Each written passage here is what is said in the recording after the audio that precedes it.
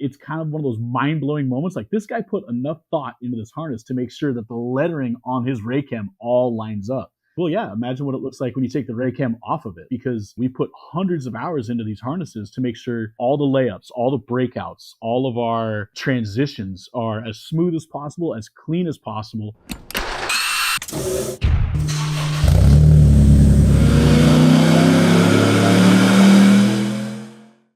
Welcome to the HPA Tune-In podcast. I'm Andre, your host, and in this episode, we're joined by Erik from Hardwired Performance. Erik specialises in building high-quality, state-of-the-art professional motorsport wiring harnesses. Let's call them mil-spec, and we'll talk about that term in our interview. And he specialises in doing this mainly for the off-road market, specifically the likes of trophy trucks and Ultra 4. He's found his niche in the market, and that's what he's focusing on. I think in general, a lot of enthusiasts tend to be a little bit scared of building their own wiring harnesses. And I've always put this down to the fact that when it comes to wiring, we can't specifically see the voltage, we can't specifically see the current, well, unless things go really wrong and the smoke starts to escape. And this makes it a little harder for people to understand what's actually going on. With Erik, we go deep into his background and find out that he's actually got an incredibly wide range of skills in the aftermarket automotive performance industry. Specifically, he understands how to spin spanners and perform general mechanical tasks. He's also great with fabrication. He's built engines, and then, of course, he's really found his own passion, which is the wiring. And he's essentially completely self-taught here. So we go through his journey of learning to work at the level and standards he's currently working at. I also talk about the fact that a professional motorsport wiring harness, while it looks amazing and obviously is incredibly reliable, it's also possibly not the right option for absolutely every application. So you do need to decide on your aims and your budget. Obviously, that's important.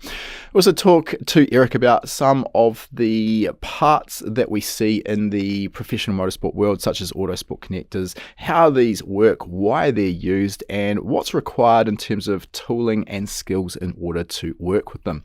Before we get into our interview with Erik, for those who are new to the Tuned In podcast, High Performance Academy is an online training school, and we specialize in teaching you how to make your car go faster. We do this with a wide range of online video-based training courses that you can take from anywhere in the world, provided you've got an internet connection. We cover topics on engine tuning, engine building, relevant, of course, to today's topic, also motorsport wiring. We also cover 3D modeling in CAD, fabrication, and the list goes on. You can find all of our courses at hpacademy.com/courses. And you can also use the coupon code podcast75. That'll get you $75 off the purchase of your very first HPA course. Worth also noting, all of our courses come with a 60-day no questions asked money back guarantee. So if you purchase and decide it's not quite what you thought it would be, that's okay. Let us know. You'll get a full refund of the purchase price. Lastly, if you like free stuff, then I've got a great deal for you. We are always partnering with some of the biggest names in the aftermarket performance industry and giving away great prizes. You can find our latest giveaway at hpacademy.com/giveaway. This could be an aftermarket ECU, it could be a set of pistons or conrods, or just about anything in between. And if you win, we'll ship it free of charge to your door, no matter where in the world you live. We'll put that coupon code in the show notes so you can find it nice and easy. Let's get into our interview now. All right, thanks for joining us, Erik. And as usual, let's start by finding out a little bit about your background and specifically how you got interested in cars. For me, it was actually something I grew up around. So my dad has always been like a hot rod guy, kind of old school street racer. So I mean, I grew up around muscle cars and drag cars and stuff like that. But it was funny though, growing up, you know, my dad always kind of, because I got a younger brother as well, and my dad always pushed my brother and I to kind of follow a different line of life and work, if you will. Very much, I always imagine, as most people wanted us to be doctors or lawyers or something where we, you know, be really well off, you know, not get into the car world, because my dad, you know, obviously he owned shops and would be working in his garage all night after work. And he didn't want us doing that same thing, just working nonstop, working all the weekends, working holidays. Yeah, I think we've probably all been there as sort of enthusiasts and moving into shop ownership, and it can definitely be an all-consuming passion / sort of vocation. So yeah, I mean, I get that. Personally, being a doctor or a lawyer, not a lot of appeal for me, and obviously not so much for you either. Yeah, exactly. And what was funny for me, and it's still a very like a funny thing that I bring up to my dad all the time, is I told him, I said, if he would have made the car thing look less fun, I probably would have been a doctor or something. But the thing was, the whole time he's telling me and my brother not to do this stuff, we're going after the street races with him. I'm seeing all these awesome cars. I'm seeing all these guys having a good time. We're going to car shows. I'm loving it. I'm seeing these, just super outrageous cars that like my brain is just like, oh man, this is the coolest thing I've ever seen. I want to figure out how it works. Why'd they do this? Why'd they do that? And yeah, I always tell them, I say, if you would have made this boring for me, like I would have never wanted to get into cars. But like, problem was, Dad, you made it pretty cool. So here I am. Well, I mean, let's be honest, it is pretty cool, which is why I'm doing what I'm doing and why you're doing what you're doing. At the end of the day, being a parent myself, I don't think one time in the history of having children has telling them not to do something ever actually worked. So probably predestined to get deep into the car scene. So how did this sort of develop? It sounds like drag racing and hot rods were probably the start of it. You've kind of look like you're more deeply involved in the off-road sort of Ultra 4 trophy truck market these days. So yeah, tell us how the passion sort of developed. So for me, like I said, growing up with my dad around this stuff, it was kind of a no-brainer. But as soon as it was time to graduate high school, my parents like, well, you got to get your stuff together. What are you going to do? You're going to go to school? What are you going to go to school for? I had no idea what I was going to do. So obviously it was like, well, I got to get a job first. So I ended up working at a little like local hot rod shop, like 3 days a week, just to make a little bit of money, make ends meet, And then really while I was going to school, I was actually pursuing a couple different avenues. I was actually kind of like following up, trying to get my music major, because I've also been a musician most of my life. And then at the same time, I started dabbling in like the culinary arts. Okay. But again, cars were way more fun than learning 6 different ways to cut a potato. And then while working at the hot rod shop, the other thing that happened that I tell a lot of people when they ask me how I got into this, money. I realized that if you build up a really good skill set, there's always going to be work, and that work comes at a price tag. So I really quickly kind of made that weird decision in my head where I was like, culinary arts, cool, man. I could like learn to cook chicken and slice a potato. Or there's the music major. I was like, I don't even know why I'm doing that, besides the fact that, I played guitar for, since I was like 10, and this is easy. For me, it was like, I want the money. So I just want to go to work full time, and making money doing something I've already enjoyed. I was like, it's kind of a no-brainer. So essentially, the one thing I don't like telling people was, yeah, I dropped out of school and just focused full time working at the hot rod shop. It just became that thing where my passion was then gonna take care of all my necessities in life. So it was kind of, again, it was just a no-brainer, Yeah. I think what that sort of decision that you faced is just so common. I mean, at the age we have to make decisions on what direction we're going to go with schooling or tertiary education, I don't really see that too many people have got their life plan figured out at that age and can kind of see another 50 years into the future of what they want to be doing. So it's very, very difficult to make these decisions. I think that it sounds like the way you weighed these up and made that decision for yourself is pretty sensible. And I've said it before, I'll say it again. If you can follow your passion, and obviously that passion also has to involve something where you can make money.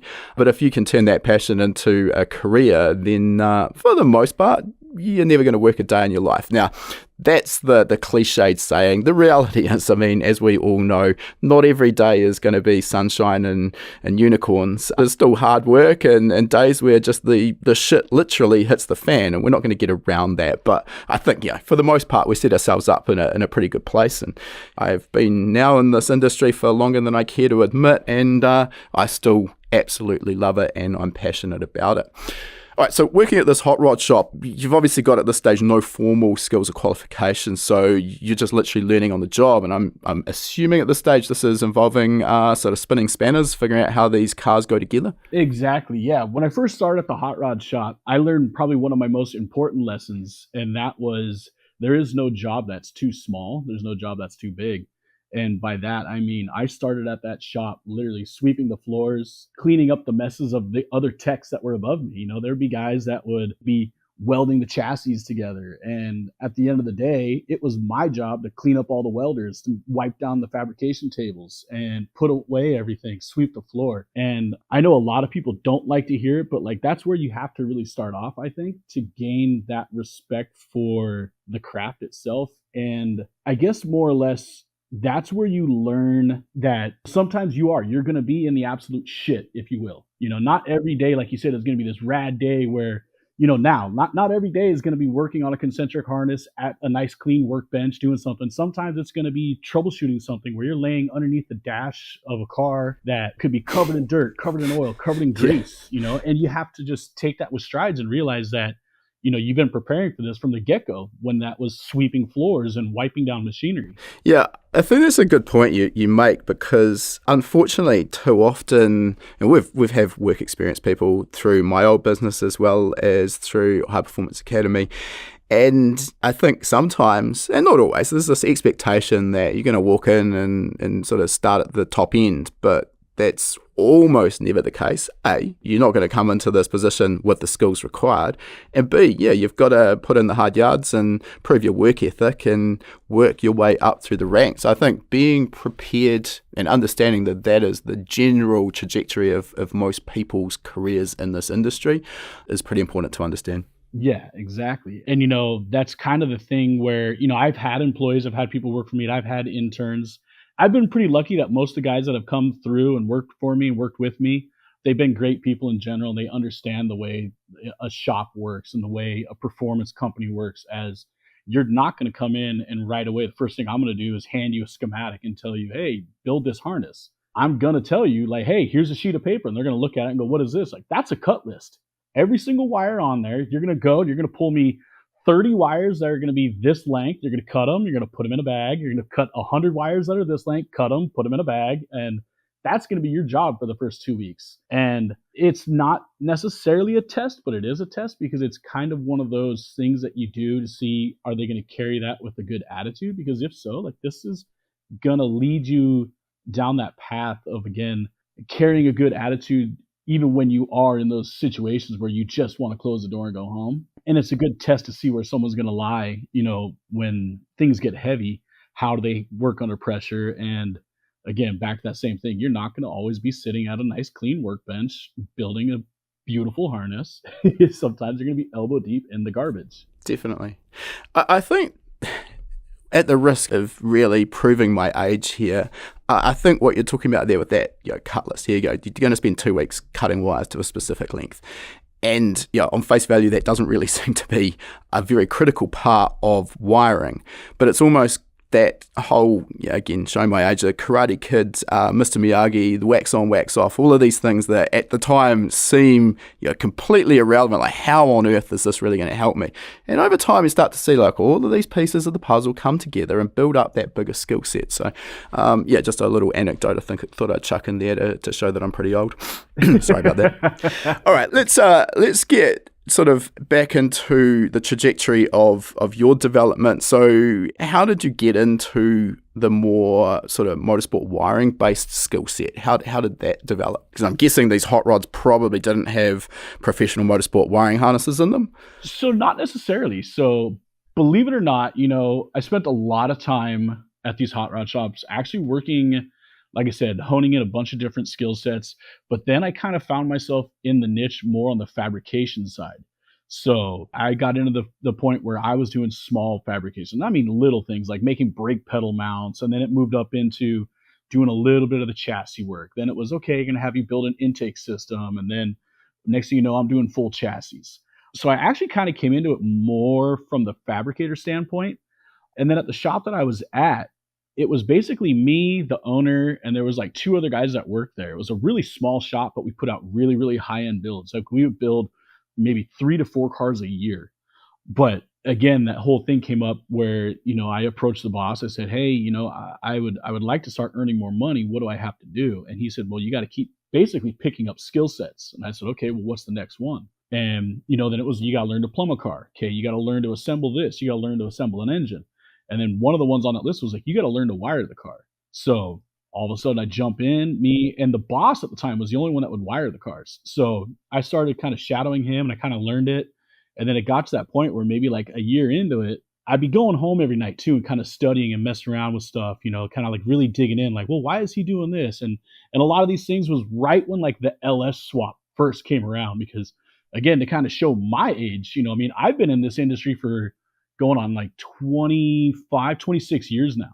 And this was right when like the LS1 kind of jumped out and we're like, whoa, hey, whoa. Stop doing these like injected small blocks, like no more of this Arizona Speed Marine or Edelbrock LT1 style injections. Like this new LS thing is kind of cool. So we're finding these Camaros and Corvettes in junkyards and we're pulling the drivetrains out of them. We're swapping them into these cars. So I would start really digging into it, like, hey, how can we streamline this? How can we make these work in these cars? What do we got to do? How can we bypass this system? So I kind of like became that, for lack of better terms, I was that guy that was just geeking out in my room, late at night, just reading through. Literally, I was getting the all data wiring pinouts for like the LS1 Camaro and trying to figure out, okay, how do I get this thing to run as a standalone without having to like stuff a bunch of other little modules in this thing to make it run? And then once we kind of cracked that, started doing that, I started building standalone harnesses at this shop and did that for a few years. And then out of nowhere, this other shop, they approached me at one of the car shows and said, hey, we've been seeing a lot of the stuff you've been doing. We're kind of trying to push that same envelope. What would you think about coming to work for us? So naturally, I pit both of those bosses against each other. It was like, who wants to pay me more? Obviously.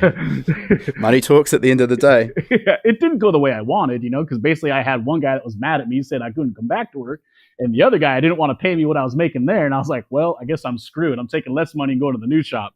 But at the new shop... That sounds like it kind of backfired on you quite significantly. It definitely backfired on me. And it was one of those lessons that, again, I learned in life where like, hey, man, sometimes you just...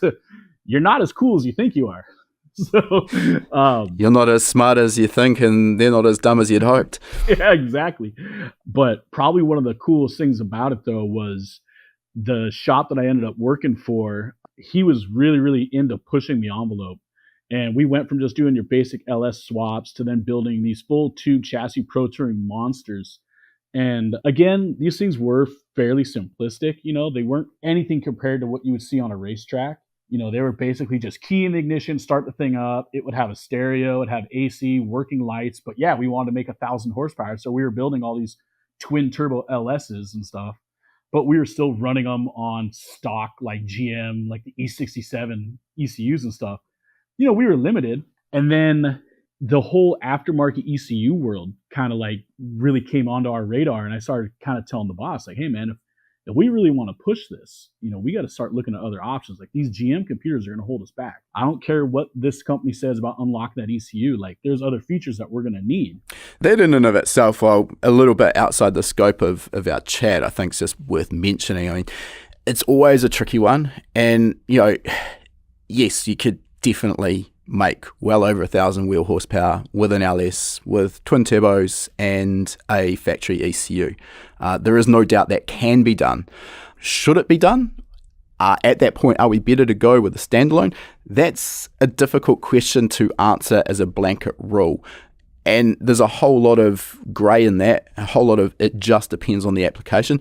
I tend to be with you though. I think you get a lot more control with a lot easier interface for most tuners when you start going standalone, particularly for motorsport applications, motorsport functionality, data logging, some of the more advanced features such as motorsport style traction control, closed loop launch control, closed loop gear shift control for dog boxes. The list goes on. So yeah, I am with you, but I know that there'll be a few people listening sort of getting their backs up at that comment.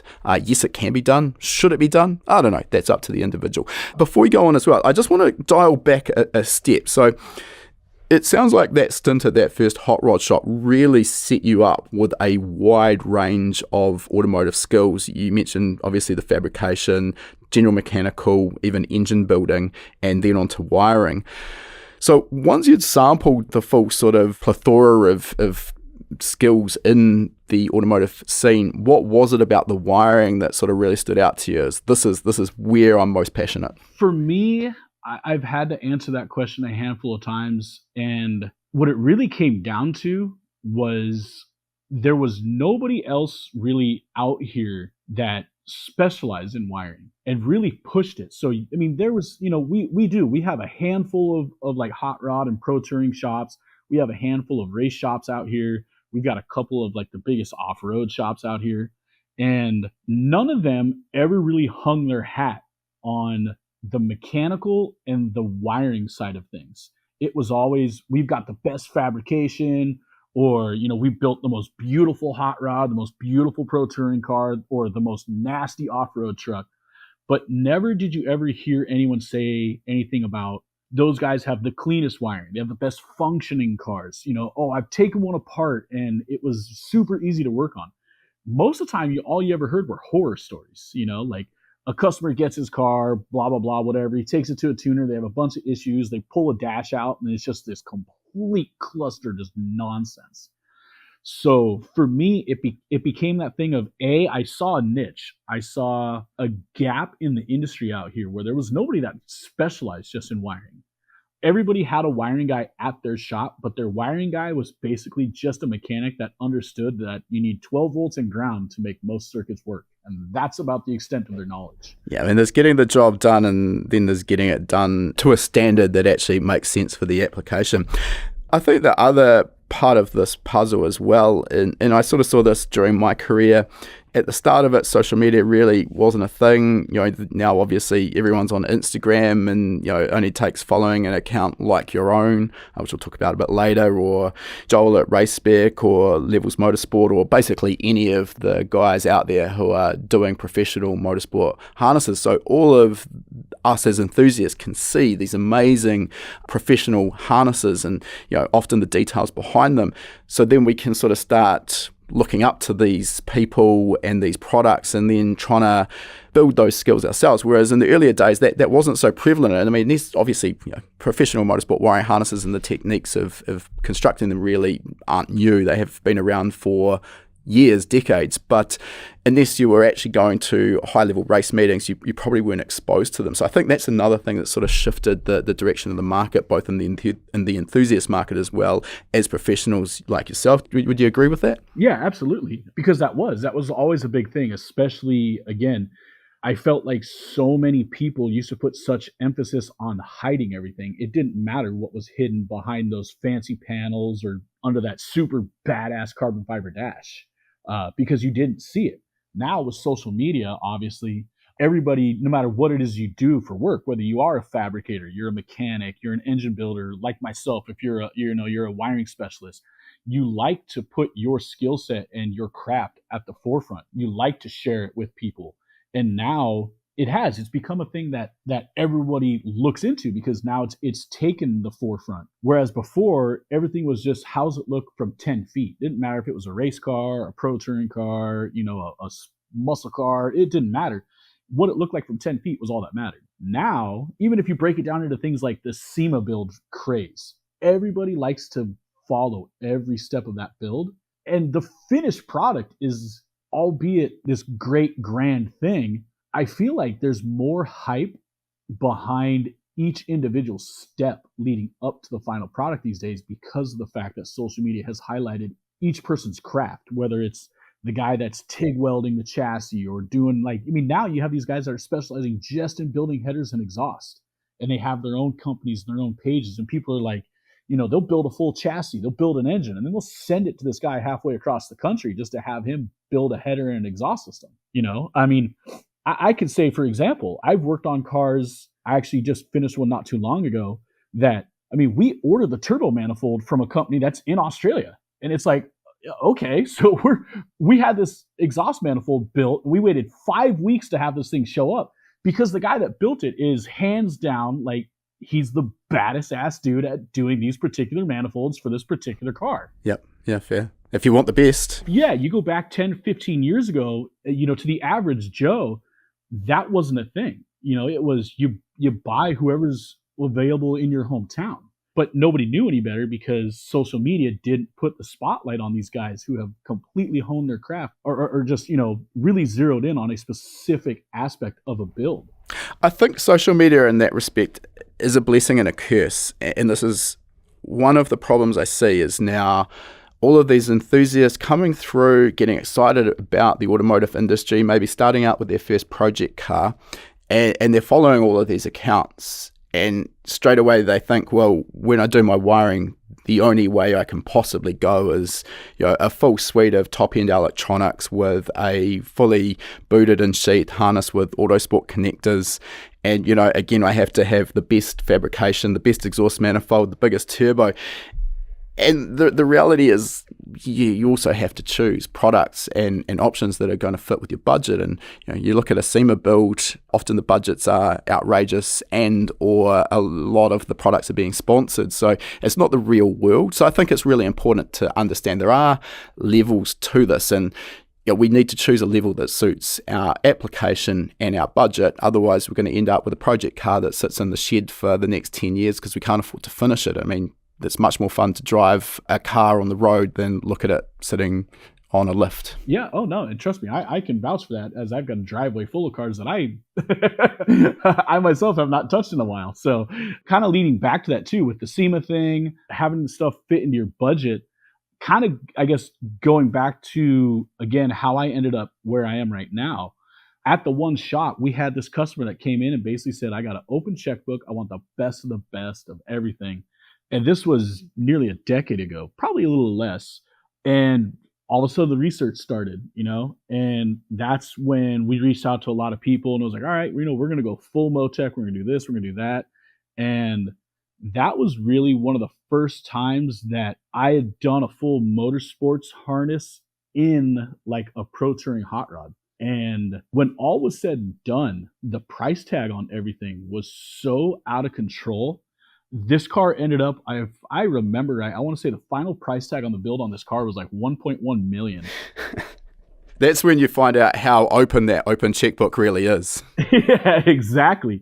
But it was also one of the first times I remember doing the wiring that I had done for 90% of the projects leading up to that point were more of the straight run. Every wire's got to stay perfectly parallel. Every zip tie has to be perfectly spaced. For the most part, I was using like Tech Flex, the woven loom on everything. There was a few like off-road projects or like, some buddies' drag cars that we'll do like an engine harness. We'll do like an LS swap and we'll run it off of like a Haltech ECU or something. And I would build a motorsports grade engine harness, but then the rest of the chassis was just same thing, straight run zip ties. But this particular $1 million car, it was no, we're going to go everything fully sheathed, fully booted, headlight to taillight. This thing, I think it had 3 Motec PDM 30s in it. We ran Motec M150, digital. I had the full gamut of all the parts. And my boss at the time would always kind of ask me to project what I thought the cost was going to be on the electrical portion of it. Always a tricky one. Yeah, well, sometimes you end up just really, really getting yourself into trouble. But this one, I remember I was like, you know what? Like, if we're going to try and estimate this out for the customer, I got to really, really think about it. I started crunching all the numbers for my suppliers. And I remember telling them, like, man, we're going to be somewhere near like the $50,000 to $60,000 just in electronics. And it was kind of one of those like, oh, man, I don't know if the customer's going to go for that. And it's like, well, I'm pretty sure I heard open checkbooks. So to me, it sounds like he doesn't have much of a choice right now. Yes, it is amazing how quickly the price creeps up on that.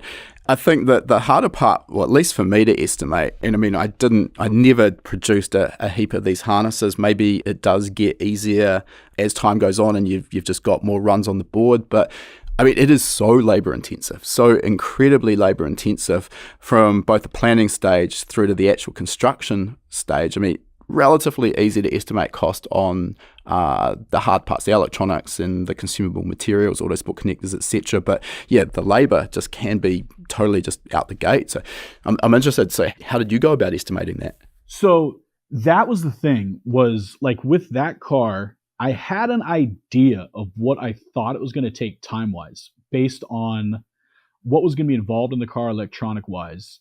But I knew the labor was going to be far, far, far more than what it was to do a straight run style setup. So I literally just took basically my labor from previous projects and doubled it. It's like I literally looked at it and said, okay, normally it takes me about 80 hours to headlight to taillight wire like a 65 Mustang. And I said, all right, this is probably going to take closer to 200 hours to build these harnesses. The biggest difference too, though, and why I ended up where I did and how I do things now is the greatest thing about the motorsports harnesses is if you do it right, you're not doing it in the car. You're doing everything on a bench. Everything is done as sub harnesses. Everything is done with bulkheads and pass-throughs. So you build everything on a bench based off of a schematic and measurements that you've compiled, and then you just put it into the car. Whereas a lot of these previous builds, you're mounting your fuse boxes, you're mounting your relays and stuff like that, and you're laying under the dash, wiring up the dash, wiring the gauges.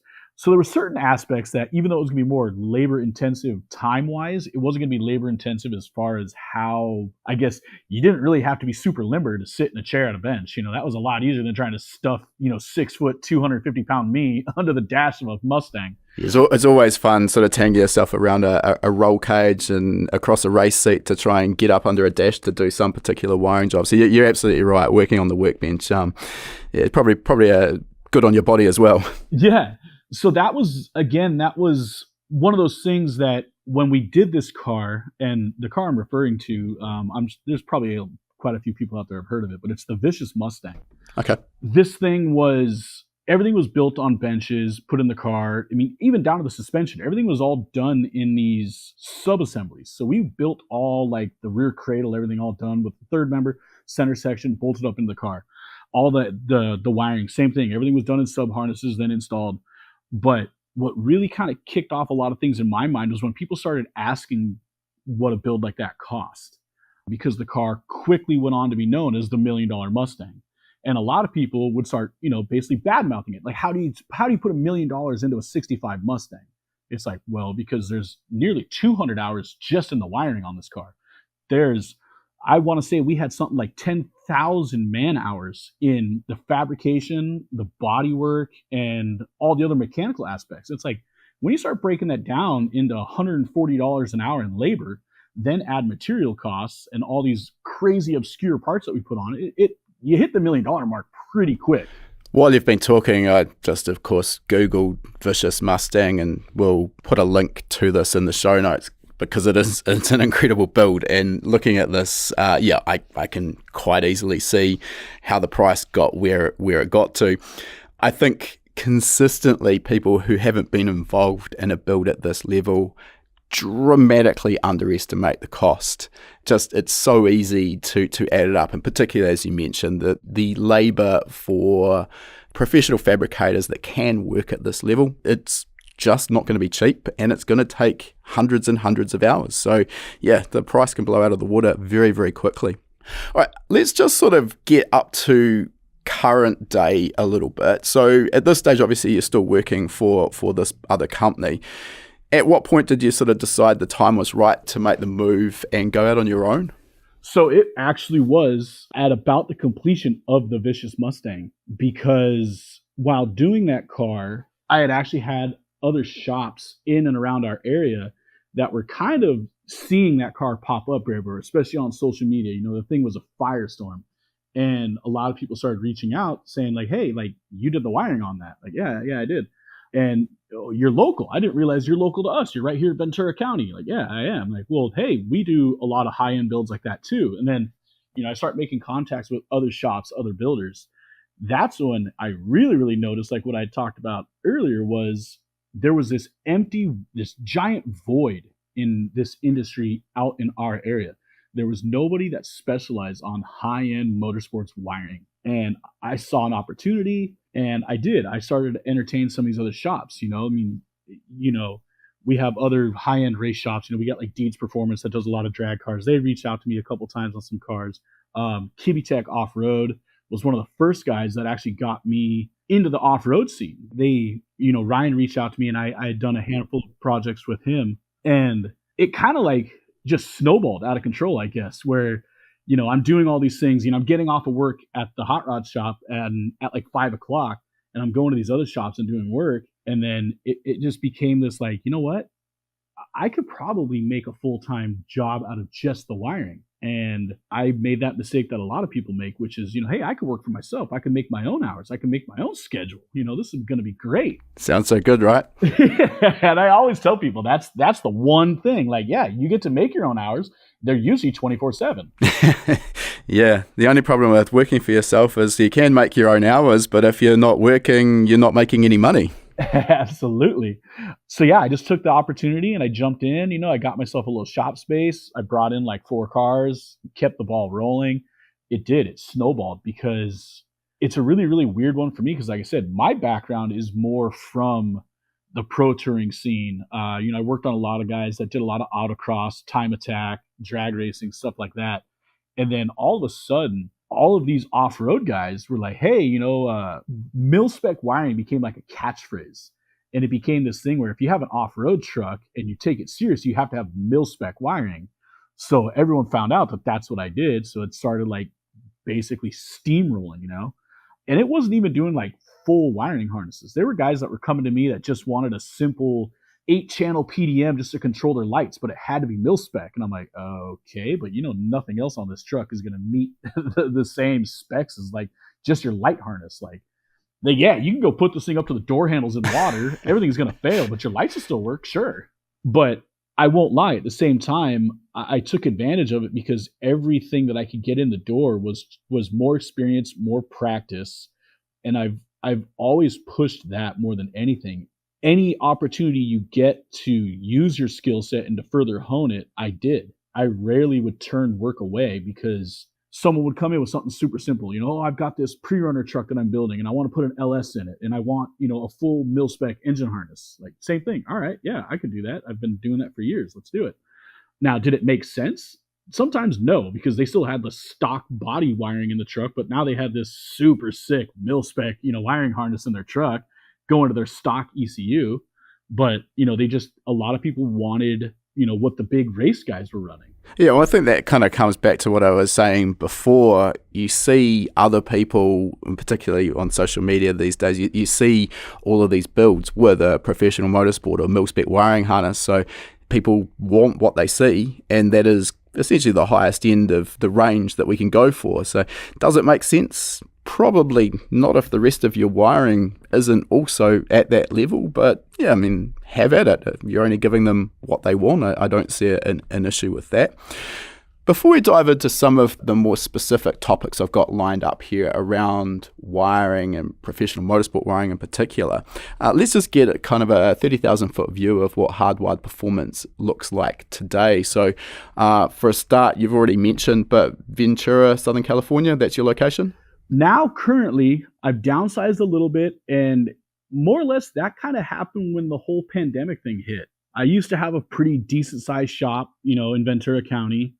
But when the pandemic hit, what it really kind of brought to the forefront for me was that majority of the work that I do, I don't necessarily even need the cars in a storage facility, I guess. When you've got a 2,500 square foot shop with, 6 trophy trucks in it, and you're doing the wiring on them, 90% of the time, you measure the truck, and then you build it all on a bench, and then install it on the truck, and then power it up for the first time and test it and do everything. But it's like, essentially, why do I have all this overhead just to store people's projects? I think that's an easy trap to fall into in any form of motorsport. The number of times I sort of looked around and realized that we were storing 6 dead cars for customers, while the engine was out for machining and being built or whatever. And I mean, yeah, like you say, you've got the overheads. You're paying for that floor space, whether or not it really makes sense. So if you can do it, most of it remotely, and then maybe do a site visit to a measure up, and then again for the final installation and commissioning, that definitely makes a lot more sense to me. Exactly. So now what has evolved is I do primarily function out of a local off-road shop here. It's GFO Prep and Fab, because I do all of their wiring now, and they actually keep me pretty busy. They've got, at any point in time, they've got 3, 4, 5 trophy trucks going together at a time. But I've also been working on streamlining, a workshop at home because, again, most of the time, I've got projects right now where I go to guys, whether it's his personal garage or if he's got a little shop for his little race program, I'll go there and I'll measure the car, go back, to my garage or to GFO and build it on a bench and then go back and install it. So I've been kind of going through this new evolution of setting up a workshop at home to do these things. And then also, like I said, functioning out of GFO, primarily doing their work. But also, okay, do I want to now build out a sprinter van that has a mini workshop and stuff so I can go to other shops and do things? But the other thing that has changed too was pre-pandemic, I was taking on all kinds of work as well. I had one full-time guy working for me and I had an apprentice that was coming in and helping. And we were doing everything from your more basic club level stuff and then still doing hot rod restoration wiring to now where basically if it's not motorsports grade wiring, I basically just I'll suggest someone else to do that work, because I still get people that will contact me. Hey, I've got a, 69 Camaro that I want to have a painless wiring harness installed in it. And, I'll very politely tell them that I don't do that anymore. And you can contact this shop. They've got a pretty good guy working there. What's been the sort of main advantage in just niching down to only the professional motorsport wiring projects?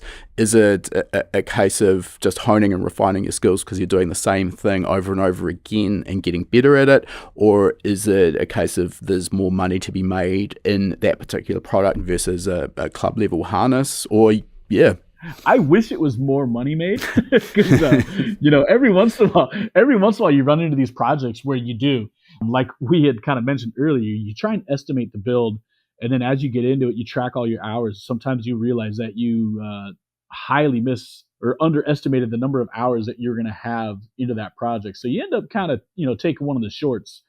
But the biggest thing for me, more than anything, to be completely honest, it's the materials. When you're doing a very broad range of wiring or levels of wiring, if you will, you got to keep certain materials on hand. So if you have the guy that wants to bring you his weekend, take it out, go cruise around town, classic car, he's not going to want to pay the money for all the Tefsel wiring and the Raycam, all the Deutsch connectors and all that. He's going to want more of the weather packs. He's going to want more of the TXL wire and the woven insulation. Now, when you get into the fact that, you're going to have a full range of colors of wire and then gauges of wire, now you're sitting on $10, $15, $20,000 in inventory in just TXL wire, where you're already sitting on $50,000 in inventory of just Tefsel. So it's like, for me, it's streamlining and just only stocking and maintaining one type of material, and that is just the motorsports material or motorsports grade, if you will. Yeah, that makes sense.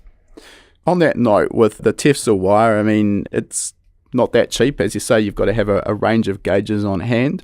I personally transitioned to use almost exclusively white Tefsel just for that particular reason, and that I don't now have to keep 10 different colors of each gauge of wire. I still tend to use red for a 12 volt, black for a ground, green for a sensor 0 volt, and orange for a regulated 5 volt. So I'm not exclusively white, but I just find that simplifies things. Yeah, you have almost the same system that I use. I still do run, I stock most all 10 colors in both like 22, 20, 18 gauge, but same thing. Most of the times I'll use white wire and then you just use your markers on it. I use orange for my 5 volt. I use brown for my sensor grounds, black for 12 volt grounds or switch grounds, red for 12 volt. But that's also been a struggle too, is I went through that phase where here I use Joey, who's actually been a good friend of mine for a long time over at ProWire USA. I've almost exclusively used all of his stuff for as long as I've been doing this professionally. And I went through that phase where I was having him make me custom wire all the time. Like, I want white with every color stripe. So now I've got 10 rolls of white striped wire, and then I've got 10 rolls of red striped wire, and then that goes out throughout all the gauges. And I'm looking at going, you know, I've got nearly 200 rolls of wire. Like even maintaining this is out of control. And then, I kind of evolved into that thing of saying, like you just said, just white wire for all of my sensors. And I just use different color bands to mark and label everything. Let's just talk a little bit about that, because this is the obvious question we get when we say we use white wiring for a harness, or how do you know what wires what? And obviously that's a valid point, but you've sort of alluded to it a couple of times with coloured markers. So can you sort of explain a little bit more detail what exactly those are? Yeah, so back in the day, before a lot of these guys were selling these kits, you would just buy these 6-inch sections of colored shrink wrap, and we would cut them down to little like 1/8-inch little rings, and you would just put it, at either end of that wire, like whether you used a white wire and you put a little green piece of shrink wrap and shrunk it right next to your pin on either end, or, a green and red. Now, a lot of these companies, I know Joel over at Spec sells a kit with the identifiers. I know Joey at ProWire USA sells kits with the identifiers. It's one of those things that for me, I know a lot of guys, they're going to have that chip on their shoulder. Like, well, if you're a professional, why aren't you running the striped wire? Well, again, it leads back to like, how many rolls of wire do I really want to have? Because it also takes up real estate. Versus, yeah, if you just keep 1,000-foot roll of wire, on a rack, I could build an entire engine harness out of that, and all I'm doing is picking out little identifiers to mark which wire is which. Yeah, and I think it all just comes down to your documentation. These ident kits, each of the colours has an associated number, so you can use 2 or 3 of these ident little coloured heat shrink bands, and then add that into your documentation. So I'll do it sometimes with for a pin location. So it might be pin 23 or something. So obviously you put a 2 and a 3 on there. Very easy when it comes to pinning out that particular connector. Yep, cool. I know exactly where that goes. And again, it feeds back into the documentation. I think the other aspect that's worth just clarifying here is like there's no sort of right and wrong way necessarily to do this. A lot of it just comes down to developing your own preferences. And case in point, I talked about how the fact I'll still use a red wire, a green wire, a black wire, and an orange wire inside of my otherwise white harness. You're doing it slightly different with coloured idents. That's absolutely fine, but it's just a case of how you're doing it and you stick to that. Let's move into some of the sort of elements of what makes up one of these harnesses. I'm going to guess that most of the people listening probably have a pretty good idea, but just for clarity's sake, let's get a really quick overview of what makes for a motorsport grade wiring harness. You've used the term mil-spec in there as well, and we hear this thrown around. It's a term I personally struggle with a little bit because it is thrown around willy-nilly, and the reality is a lot of these harnesses aren't actually at a military specification. So, I like professional motorsport wiring harness or race spec, but, choose your poison, it doesn't really matter. So, what is it for you that makes a professional motorsport wiring harness what it is? For me, because again, I'm just like you, and I'm just like other people. I know Joel from Race Spec was also big on it too, which is I don't necessarily like the term mil-spec because 9 times out of 10, these harnesses don't live up to those military grade specifications. Although we use a lot of materials that will meet their specs, it's the way that we use them. But for me, all of my harnesses, all of my motorsports grade, as I like to call them, I use Tefsel wire every harness. It's the only wire I stock. Raychem DR25. I know some people also get into that argument of do you use the white letter or the yellow letter? As weird as it is, I prefer the yellow simply for the way it looks once it's shrunk. Because I have noticed that the white, for whatever reason, it finishes with a dull, almost a porous look to it. The yellow has a very sleek, almost like, hey, someone has put some kind of protectant on it, So I use the yellow. That it is. It's the industry standard. People like to see the yellow lettering. People like to see the shrink labels on it, which I get so many questions too. People ask all the time, how do you make those labels? It's like, well, it's a simple little label maker with some $30 a roll shrink tube in it. I think it's probably worth actually mention the elephant in the room here. You talk about the yellow lettering versus the white lettering on the DR25. Here in New Zealand, we struggle to really get anything with other than the white writing. But the point I'm trying to make here is, yes, we're producing a harness that's got to do a job at a very high standard, and the most important element with these style of harnesses are very, very high levels of reliability under a very harsh environment in terms of vibration, dust and liquid ingress, etc. So that's the key point. That's the most important one. But the elephant in the room here is like, these are also, at least in my opinion, and I'm assuming yours, they are a thing of beauty. We do take a lot of pride in the way these look.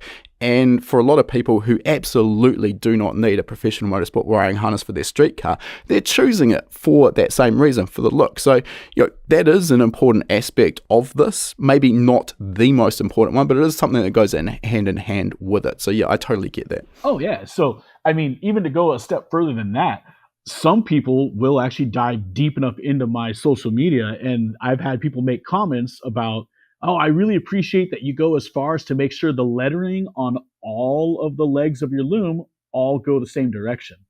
And a lot of the times I pay attention to that. When a harness is laid on an engine, from no matter where you are, I want to make sure you can read the ray cam on it. Because if you're looking at an engine harness, you've got a branch going to the coils and a branch going to the injectors, and one section of it reads left to right, and then the other one reads right to left, that absolutely kills me. Because that, to me, I'm like, it's just one of those weird details that when you see it, it's kind of one of those mind-blowing moments. Like, this guy put enough thought into this harness to make sure that the lettering on his ray cam all lines up. And that just further goes into like, well, yeah, imagine what it looks like when you take the ray cam off of it. Like, because we put hundreds of hours into these harnesses to make sure, all the layups, all the breakouts, all of our transitions are as smooth as possible, as clean as possible. And it's more than just making it look good for the gram. And I'll come out and I'll say it. I know a lot of people, you've made the comment, people use social media as kind of a measuring device or as a metric. I couldn't agree more. Aligning the direction of the lettering on the ray cam, for me is absolutely essential. The other aspect of I go a little deeper, and I'm sure you do as well, with the likes of the labels that I'm cutting. They're always going to be the same length, and I'm always positioning the same distance away from the connector that they relate to. And it's just about getting that uniform look, and that's just taking pride in your work. And the harsh part about, when we're diving into building a concentric twisted harness is that all of the work that goes into that concentric twisting then gets hidden by the DR25. So to a degree, we're putting a lot of effort into something no one's ever going to see. However, the DR25 is kind of a little bit, there's not a lot of room for hiding things. When it shrinks down, you'll see the sort of shape of that concentric twist underneath. So you can kind of see if it's been done nicely or there's some ugliness in there as well. Yeah, exactly. And that's another thing that goes into it. All right, let's talk a little bit about that term concentric twisting. So this is probably one of the mainstreams other than Autosport connectors behind these harnesses. So can you give us an overview of what concentric twisting is and why it's done? So, yeah, again, another thing, that's part of a motorsports grade harness, the way that, we build them up, is everything is concentric twisted. It's not just for looks. I know a lot of people are going to assume it's for looks, but it has a massive, massive advantage. And that is, yes, it helps us keep our bundle size down, but it also adds flexibility to a harness. A lot of times, I think people don't even think of that aspect of, some of these main branches, whether it be a chassis harness or an engine harness, they can get upwards of 3/4 to a full inch in actual cross section. And now, when you need to route that around an engine or around a chassis, around a roll cage or a tube, if you were to do that in a fully, paralleled harness, trying to do that, you're going to put all kinds of strain on different conductors. Now, with the concentric harness, each layer, obviously, it reverses the direction of the twist, which helps the previous layer stay tight and organized. But what it also does is, if you were to take that, and I actually have a sample section that I keep in my shop where I've built up a 1-inch cross-section little mini loom, if you will, and it's about a foot long. And I could take that and I could wrap that twice around my wrist, and you see very, very, very little deviation at the either end of the wires. And when you show that to someone for the very first time, the look on their face is like, okay, it all makes sense now. It's to keep the size compact, keep it clean, keep it organized. It helps in install because when the outer layup is a nice, smooth, consistent diameter, when you have to move it along a chassis, you don't have to worry about snagging up against something, potentially, creating, whether it be an abrasion or something. But when you have to route it through a chassis, you're not building these things on a bench around like a template with bends in it, unless it's like a hard 90 that has to go around something. Then we'll use a molded boot to kind of cheat and create that hard 90. Otherwise, everything is done in straight runs, but it's very, very flexible. So you can then lay it onto your chassis or lay it onto your engine, tie it down as needed without creating any additional strain on any of the leads inside of that harness. And then once you pair it with your back shells and your boots and your epoxies, you're further taking off any strain at any end of that harness. Yeah. And I think people who haven't actually manipulated a concentrically twisted harness, or for that matter, even a parallel run harness, will probably struggle to sort of understand that. But it is really impressive when you have it, like you say, your little test section of harness there, how tightly you can actually bend that. And again, the point you've made there is even with these bends, a relatively tight radius, you're not actually placing any more stress or strain on any one of the individual conductors inside of there than any other. Whereas if you do that with a parallel run, the ones on the outside bend of the radius are going to be placed under quite a significant amount of stress and strain. And this is all about the reliability of that harness over time. Sure, probably you're not going to end up with a conductor fail out of the box. That's probably unlikely. But in a motorsport environment where we're exposed to high levels of vibration, it can happen over time. Doesn't mean it will, but it can happen, and we want to avoid that particular risk. Now, on top of this, there are some complaints, I guess, we always get when we talk about concentric twisting. Obviously, one of the drivers with motorsport is we try and keep the weight down. So the first argument we get is, well, concentric twisting, because we've got an angle to this twist, we are using more wire. We have to have a specific number of conductors per layer. We can't just put any number in there or they don't fit properly.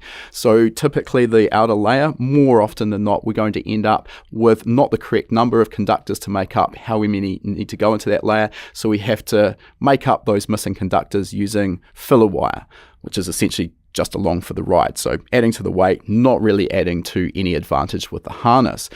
So you've got any sort of comments there on the weight of a straight run versus a concentrically twisted harness? And is this just a case of prioritizing strain relief over outright weight minimization? I mean, obviously, yeah, when you get into this whole thing of having to run the filler wires, you start adding weight. Granted, depending on the particular scenario, the car, whatever it is you're running, it could be something that's completely negligible. It could be just a few ounces, grams, whatever. It may not equal pounds. But again, the most important thing to us and to me is to make sure that my harness, my loom, is as mechanically sound as it can be. So adding the filler wire to make sure that nothing has, any chance of moving within the loom. And, you had made the comment about adding your filler wires to the outside layer. A little secret, a lot of times I'll actually sit down and I will do the math for each layer. And sometimes we'll kind of mess around with it. And, if need be, if I have a 3 conductor core to make my layup work out right, I'll make 2 of those wires a filler to cut down on the number of filler that I need on the outside layer. Or what it does is it reduces the need for an additional layer. So the location of the filler wire sometimes can be even in the core just to make the layup right. As simple as moving 2 conductors from my core to the outside to use less filler, if you will. Yeah, that's smart. Now, again, it's all about keeping everything mechanically sound. Sometimes those filler wire, although it might be known as a filler, I'll actually run it as an auxiliary or a spare. Let's say I'm going to like an Autosport connector and I've got, let's say I need 4 filler wires to get my layup perfect, but I've got 6 open pins on that Autosport. I'll pin 4 of those to it. And then the other 2, I'll just run the pins and just put plugs in the backside. But I'll anchor those filler wires to that. and I'll run those somewhere into the loom where, you know what, hey, you never know, I might want to expand and add a module here. So I'll actually use those as a 5 volt, a 12 volt, a chassis ground, and a sensor ground, and just put them somewhere in the loom. Yeah, that's worth digging into in a bit more detail, because it really comes down to how much more thoroughly you need to do your planning for the style of harness, probably first and foremost.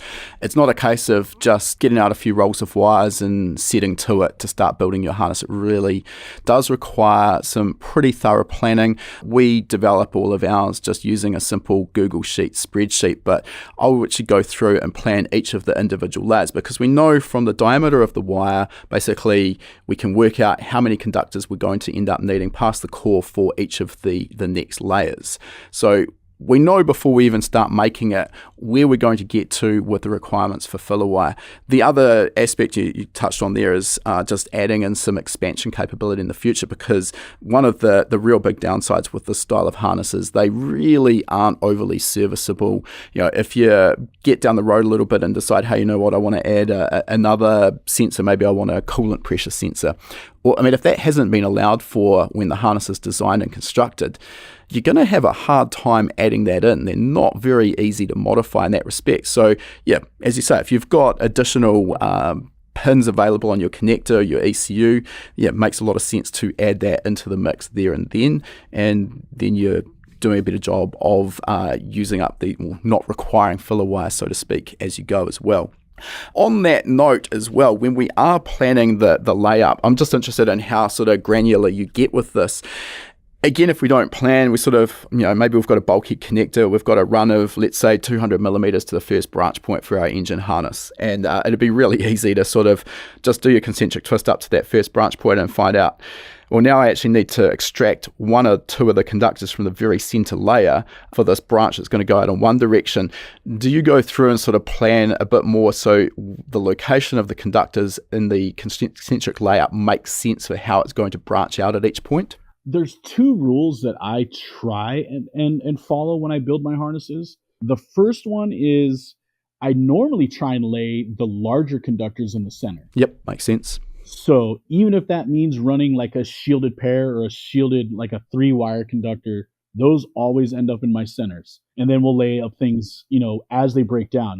If that means running a pair of 12 gauges and then a single twisted shielded pair, and then building on, a couple 18s and 20 gauges on that. And then the next layer is all my 22s.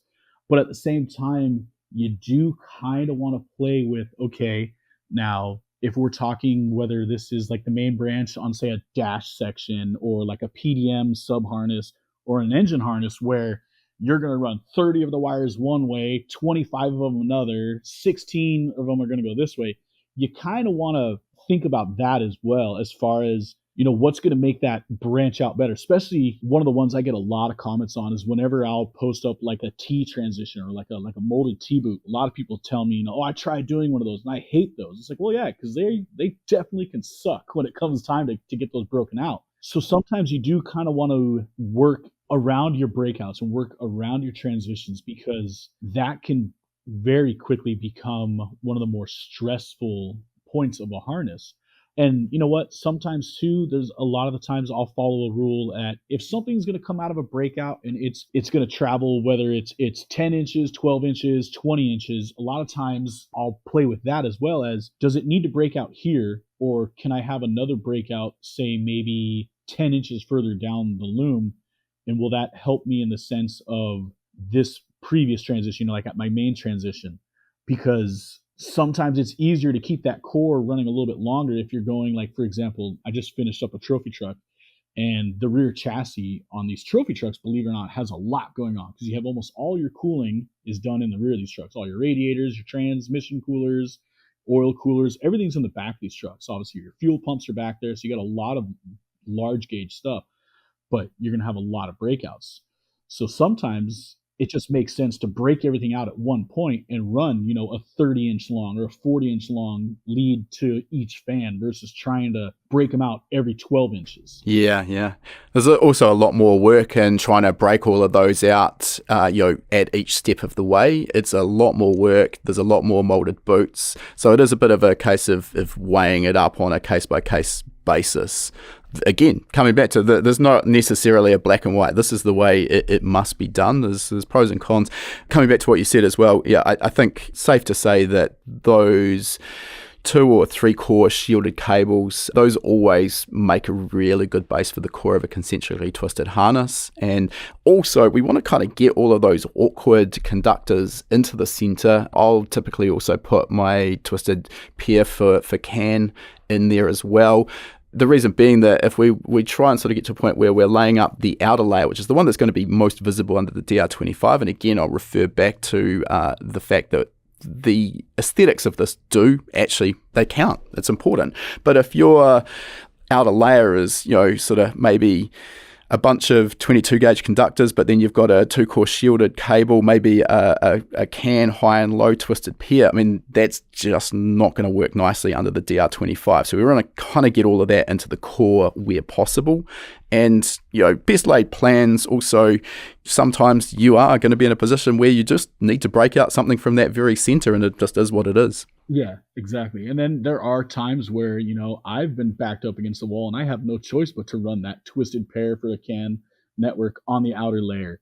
And again, there's little tricks in there, where if you're running a pair of 24 gauge twisted for your CAN, I'll basically plan it where I'm running a 20 gauge on either side of it. So that way, once I put my Raycam on it and it's shrunk, it almost kind of bridges the gap and it's not as noticeable. That hides it a little bit. Exactly. So, I mean, there's a bunch of little things in the tricks that you learn as you do this. A lot of it for me, because I don't have any kind of formal education or training in this per se. I've just worked under a lot of people.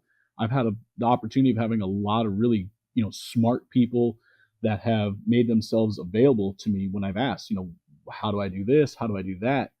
Then there's also just the trial and error, because a lot of it is, there is no reinventing the wheel as far as what makes this work, but there is experimentation on making things aesthetically pleasing. That's where you learn to do some of the weird tricks that, I want to keep a couple of them in my pocket, but we have some weird things that we do every once in a while when gauges don't really match up. When you've got a pair of 12 gauges or let's say you've got 4 12 gauge leads that you need to put in the core. And, if you've been doing this long enough, you know that you can't really make a 4-wire core out of all matched conductors. So there's little tricks that you use to offset that and make it work out for you. But a lot of it is just trial and error to get that aesthetic look that, we'll just go ahead and say maybe 80% of people, that's their reason for choosing this type of or level of wiring. Yeah. I think there is an element of form follows function, or function follows form as well. Essentially what I'm saying is that if it looks good, it's often going to work better. I can't say that's always going to be the case, but at this level, I think that is something that goes hand in hand. I've just mentioned the fact that I use a simple Google Sheet for my planning and documentation of the harness, and I don't get any more granular than doing a simple hand-drawn sort of breakout and with lengths, etc., all my branch points, all my connectors, etc.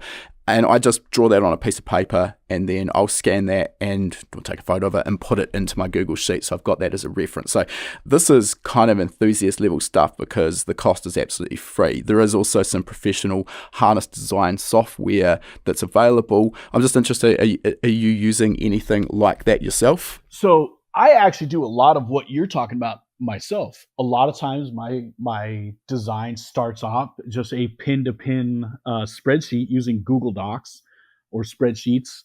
9 times out of 10, it all starts off just on pen and paper, just sketching out where things need to go, how many conductors they're going to be, getting out there, measuring it, drawing everything with a straight edge, making all my notes, and then I'll transition it into a software. Recently, I got put onto a new software that's called Rapid Harness. It's a pretty cool software. I'm still learning it. I've only been using it for, at this point, maybe 7 or 8 months, but it does a lot of the work for you, where you draw your harness out, you do your pin-to-pin ends, and it actually will populate your cut list for you. It does a lot of the tedious stuff that we used to do, I started for a little while, using like a drafting table and drawing everything up and then moving it into like Visio. But Rapid Harness has taken a lot of those steps and kind of just doing the work for you, I guess, is the best way to put it. It's essentially like doing your Google Doc, and then you just tell it like, hey, this is where that connector is, this is where that connector is, here's where the breakout is, and it'll basically create your cut sheet for you. Granted, it's not taking into consideration the concentric twist, but that's where you just kind of add your 5 to 8% length and do what you got to do. But no, I still start every harness with a notebook, a pen. I get my straight edge, my ruler, my measuring tape, and I've actually built my own custom little measuring tape that put up a post a while ago on my Instagram that kind of like caught on fire because everyone asked, like, where'd you get that? And I'm like, oh no, I spent like 3 hours making this thing one day. I got a 10-foot long raw section of spark plug wire. And then I set my label printer up to 1-inch sections, and I literally just printed every other measurement on it. So I have this 10-foot long piece of spark plug wire that I'll like route it throughout a chassis or an engine because it kind of acts the way a bundle would. But yeah, I'll start by just hand drawing everything, and then I transition it over to my program. But everything always starts off, just super basic because, I can't tell you how many times you draw something up and then you go back and you change it, whether it's because you've decided to move a certain sensor or move, you're moving the PDM now. If you were going to put it over here, now you can put it here. So you end up drawing these things out by hand 3 or 4 times. For me, it always starts basic. And I'll just come out and say it. I don't think it really matters, what level you do this at. You have to be proficient at the basics no matter what. Yeah, couldn't agree more. I think, at the end of the day, the documentation is just so critical when you're building a harness at this level, not just as well for the construction, but the classic one that's most people don't even give any thought to is what happens in 6 or 12 months time when we want to make use of that additional breakout that we added for future proofing and want to wire up to that. And you're never going to remember what was in there. You need something to refer back to. Or alternatively, hey, maybe something's gone wrong and we just need to start fault finding and diagnosing. Again, having that documentation is critical. So, most enthusiasts, people listening to this, probably Google Docs or, just a spreadsheet in general is going to be the go-to. And that is absolutely fine. It's probably not until you're working at a professional level like yourself where you could probably justify the ongoing cost of using software like Hardwire or Rapid Harness, as you mentioned as well. I just wanted to take a moment out of our interview with Erik and talk about a course that we've put together that's going to be perfect if you've enjoyed this interview and maybe you want to learn to make professional wiring harnesses just like Erik did. Well, fortunately, you don't have to learn the hard way being self-taught like Erik because we have our practical wiring professional motorsport harness construction course, normally valued at $299 US. We've got a coupon code that'll get you a good chunk off that I'll cover in a moment.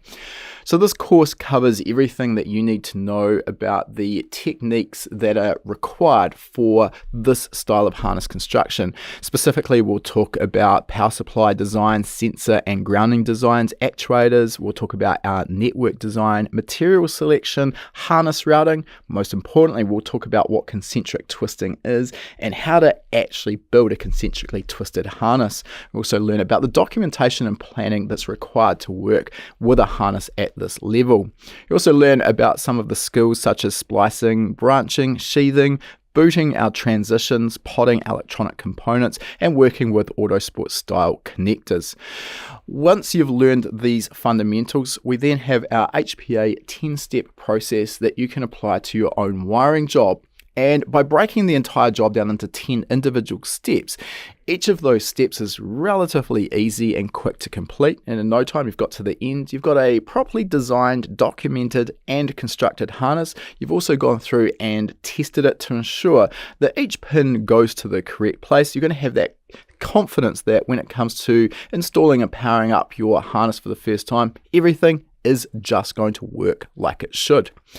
Once you've gone through that, we've also got a library of worked examples where you can watch that 10-step process being applied from start to finish on a real wiring job. Now, as I mentioned, this particular course is normally $299 US. You can use the coupon code HWP, Hardwired Performance that is, HWP50. That'll get you $50 off, bringing it down to just $249 US. Remembering you're still protected by our 60-day, no questions asked money back guarantee, so zero risk of purchasing, and you can also use our payment plans to break that down and make it just a little bit more affordable. All right, let's get back to our interview now. Let's move on to some other topics here. One of the products that we're going to see always in these professional harnesses is the Autosport circular style connectors. These are a pretty expensive product, which is pretty daunting to start with. Can you give us some of the advantages of the Autosport style connectors over the more regular connectors we'd see in street level harnesses? You mentioned Weather Pack earlier. Ditch is another connector that I use regularly, even to the advantages over an OE style connector. Yeah. I mean, first and foremost, I think when you really, really set these things, side by side with your more daily driver, even when you get into the little higher end OEM style stuff, it's the layout and it's the size comparison. You can get some of these, Autosport connectors where you have 100 plus pins in one connector, but the footprint on this thing is similar to like what you would find in maybe a 20 pin OE connector. So, I mean, obviously there's the massive advantage of being able to pass that many conductors, that many signals through such a small footprint. And there's a weight advantage that comes with that as well. Of course, especially when you have, like on this trophy truck that I just did, you've got 14 of those things on one truck. It's like you start weighing that does actually add up to like a pound just in those connectors. But the other massive thing is, again, it's we've talked about it multiple times now. It's that mechanical, just sound structure. You have the ability to now create your, in most of these things, you got your service loops in there. You've got your Raychem, and then you're going to have a molded boot that you then epoxy to both your Raychem and to that Autosport connector that, even though I'm the one building the harness and installing the harness and maybe around the vehicle for the following few days while we test it and do all the programming, I might not be the guy that's pulling that engine out or pulling that section of a sub harness off to work on the vehicle. Now, when everything is said and done, it should be to a point where somebody can just simply do the quarter turn, disconnect that, remove the engine with the harness still on it, and be able to simply put it back in, quarter turn, lock it down.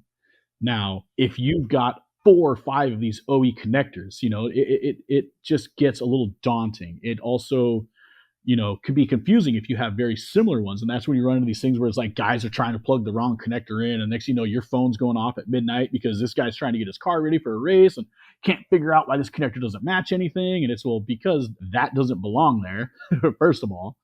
But the serviceability is always a massive thing. Because everything needs to, in my eyes at least, needs to be able to be easily identified and serviced by just about anybody. Yeah, definitely. Take the room for error out of it. Yeah, exactly. Again, the other thing too is cleanliness. It just looks super clean. It looks nice. It's presentable. When done right, it can bring a certain level of that top tier fit and finish to a project too, whether it is a full-blown race car or it is your, a show car. I mean, we're starting to see a lot of this stuff showing up in the show car world now too, because of the fact that you can get so much of this wiring compacted into one, connector, and you can hide it behind an engine or you can hide it up in a fender, and you're not dealing with big, ugly grommets and a bunch of stuff bunched into this one thing. So there's a lot of advantages, I guess, both mechanically and aesthetically. But obviously, for me, it just comes back to it's got to be serviceable, it's got to be strong, it's got to be resilient, and it's got to last. I'll add a couple more into this convo because I think, for me, the reliability of the Autosport connector in a harsh motorsport environment is probably the key. It's not until you've dealt with a factory connector that starts to get intermittent and faulty that you start realizing that some of these OE style connectors just really aren't up to a motorsport environment. Case in point, the Bosch Motorsport drive-by-wire throttle bodies, which the name should be a clue that they're up to motorsport use. And I personally have had trouble with that particular connector on our endurance car. The engine isn't solid mounted, but it becomes more of an issue when it is. Even that being said, once you've sort of got stiffer urethane bushes and things like that, there is a lot more harshness being introduced than you would normally get. So yeah, we got about a year or maybe 18 months of use out of that with no problems. Then we started seeing the tracking errors come in for the two throttle position sensor circuits. They weren't matching, and as a temporary measure to get by, because we were at a race meeting when that happened, we sort of had no option, put a cable tie around the connector and the connector body, pulled that tight, and all of the problems went away. I mean, obviously that's a band-aid, not a solution, but that's the sort of thing we can see with OE style connectors. These Autosport connectors, they are built to a standard where that is just not going to be an issue. We can guarantee the reliability of the connection between the contacts on both mating sides of that. Also, they have, I believe off the top of my head, it's an IP67 rating, ingress protection. Basically, that means that they can be fully submerged. I think it's under a meter of water for 30 minutes with no water ingress. Obviously, we're not wiring up submarines here, but particularly in the off-road racing world, they're going to get wet, they're going to get pressure washed after an event. So these are the sort of things that do make a difference. On top of that as well, and this is again something that you wouldn't even consider in most instances, is that a factory connector on the engine, depending on the specifics of it, it might actually only be rated to maybe 10 or 20 disconnections and re-engagements for reliability, whereas the Autosport connector, I think they're rated at 500 or 500 plus. And obviously, factory cars, we shouldn't necessarily be taking the harness off too often, but in a motorsport application, we absolutely do. So I think those are a couple of things I wanted to just add into the mix there. Moving on from this, again, this is a daunting world for those who maybe want to start working with Autosport connectors but never have. Can you give us a quick rundown on the tooling that's required in order to work with these properly and reliably? Yeah, so, I get asked about what tooling is necessary for the Autosport connectors and even the mil-spec connectors, because believe it or not, I get a lot of people that want to do, quote unquote, the world famous wire tuck. They want to add one of these connectors to an already existing OEM harness and then, get that cool look of the Autosport connector. Yes, there are lower end tools out there available to you that can get you by, but I always tell people that, you get what you pay for. I use all the Daniels manufactured, the DMC crimpers, all the Ideal strippers, stuff like that, the DMC populating tools, because really when you get down to it, you're spending that kind of money on a connector or a series of connectors. You might as well just have the correct tools that were designed specifically for it, because you're going to get a better finish product, but you're also going to have a better, your time spent will be more efficient. You're probably going to find yourself using a lot less swear words while you're trying to get these things to work. You might be less tempted to throw that crimper across the room when, you didn't crimp it right or you didn't strip the wire right. It's one of those instances where I feel like if you are a novice or a beginner or you haven't been doing it for a long time, it's still worth to buy the correct tools, even if you're only going to do it once or twice and you turn around and put that tool up on Marketplace. Your experience is just going to be much better, and your chances of having any faulty crimps or any faulty populations will be far less if you're using the correct higher end, specific tools. Yes, yeah. I personally don't see the point in spending a significant amount of money on an Autosport connector, which you are purchasing for the inherent reliability that connector gives, and then essentially potentially flushing that all down the toilet by using a DMC knockoff that you bought off AliExpress for $29.95. That's just ludicrous. This does lead to the next problem, though, is that while for the likes of yourself or even us doing this in a professional context, you can expense the DMC crimp tool out over literally hundreds of jobs because it's not going to wear out. It's a very reliable tool. That makes it a little bit harder for the home enthusiast who thinks, hey, I really want to step up my game and I want to build this professional harness. Now you're looking at spending a significant outlay in specific tooling for a one-off job. So that's a bit tricky, but that's something you kind of have to weigh up and make your own decision there. But yeah, the right tooling for the job, for me, that's just a no-brainer. We have to have that. Along with this DMC crimp tool comes positioning heads, which are required to, as the name implies, position the contact correctly so that the crimp is located in the right spot. And there are a range of these positioners. And I know this is another question we get from those getting into it. It's daunting. How do I know what positioner I need for a given contact? So can you give us any tips there? Well, so again, I go back a lot to, Joey over at ProWire USA. He's got a lot of great information on the website. If you're new to this, if you're just getting into it, he's got all the info there where you could pick out the connector you want. It'll show you the pins you need for that connector, and then it'll even tell you the tool necessary to do it. So if you already have like the DMC mini frame and all you need is the positioner, it'll tell you what positioner you need. Granted, someone like me, I just bit the bullet and bought all the positioners, So I went and just spent the thousands of dollars to have an array of positioners. And I don't expect, average home mechanic to do that. But luckily, with the internet and even with social media, there's a lot of people out there that are willing to tell you, hey, I bought this, I need this. What do I use? Oh, well, you want, the K24, that'll do that, That is the great thing about social media and the great thing about the internet is the resources. For the most part, you're going to find some really nice people that are going to be willing to give you all the information you need. Again, same thing. I know Joel over at Spec has a lot of the same information on his website where it'll tell you, if you want to use this connector, you're going to need this crimper.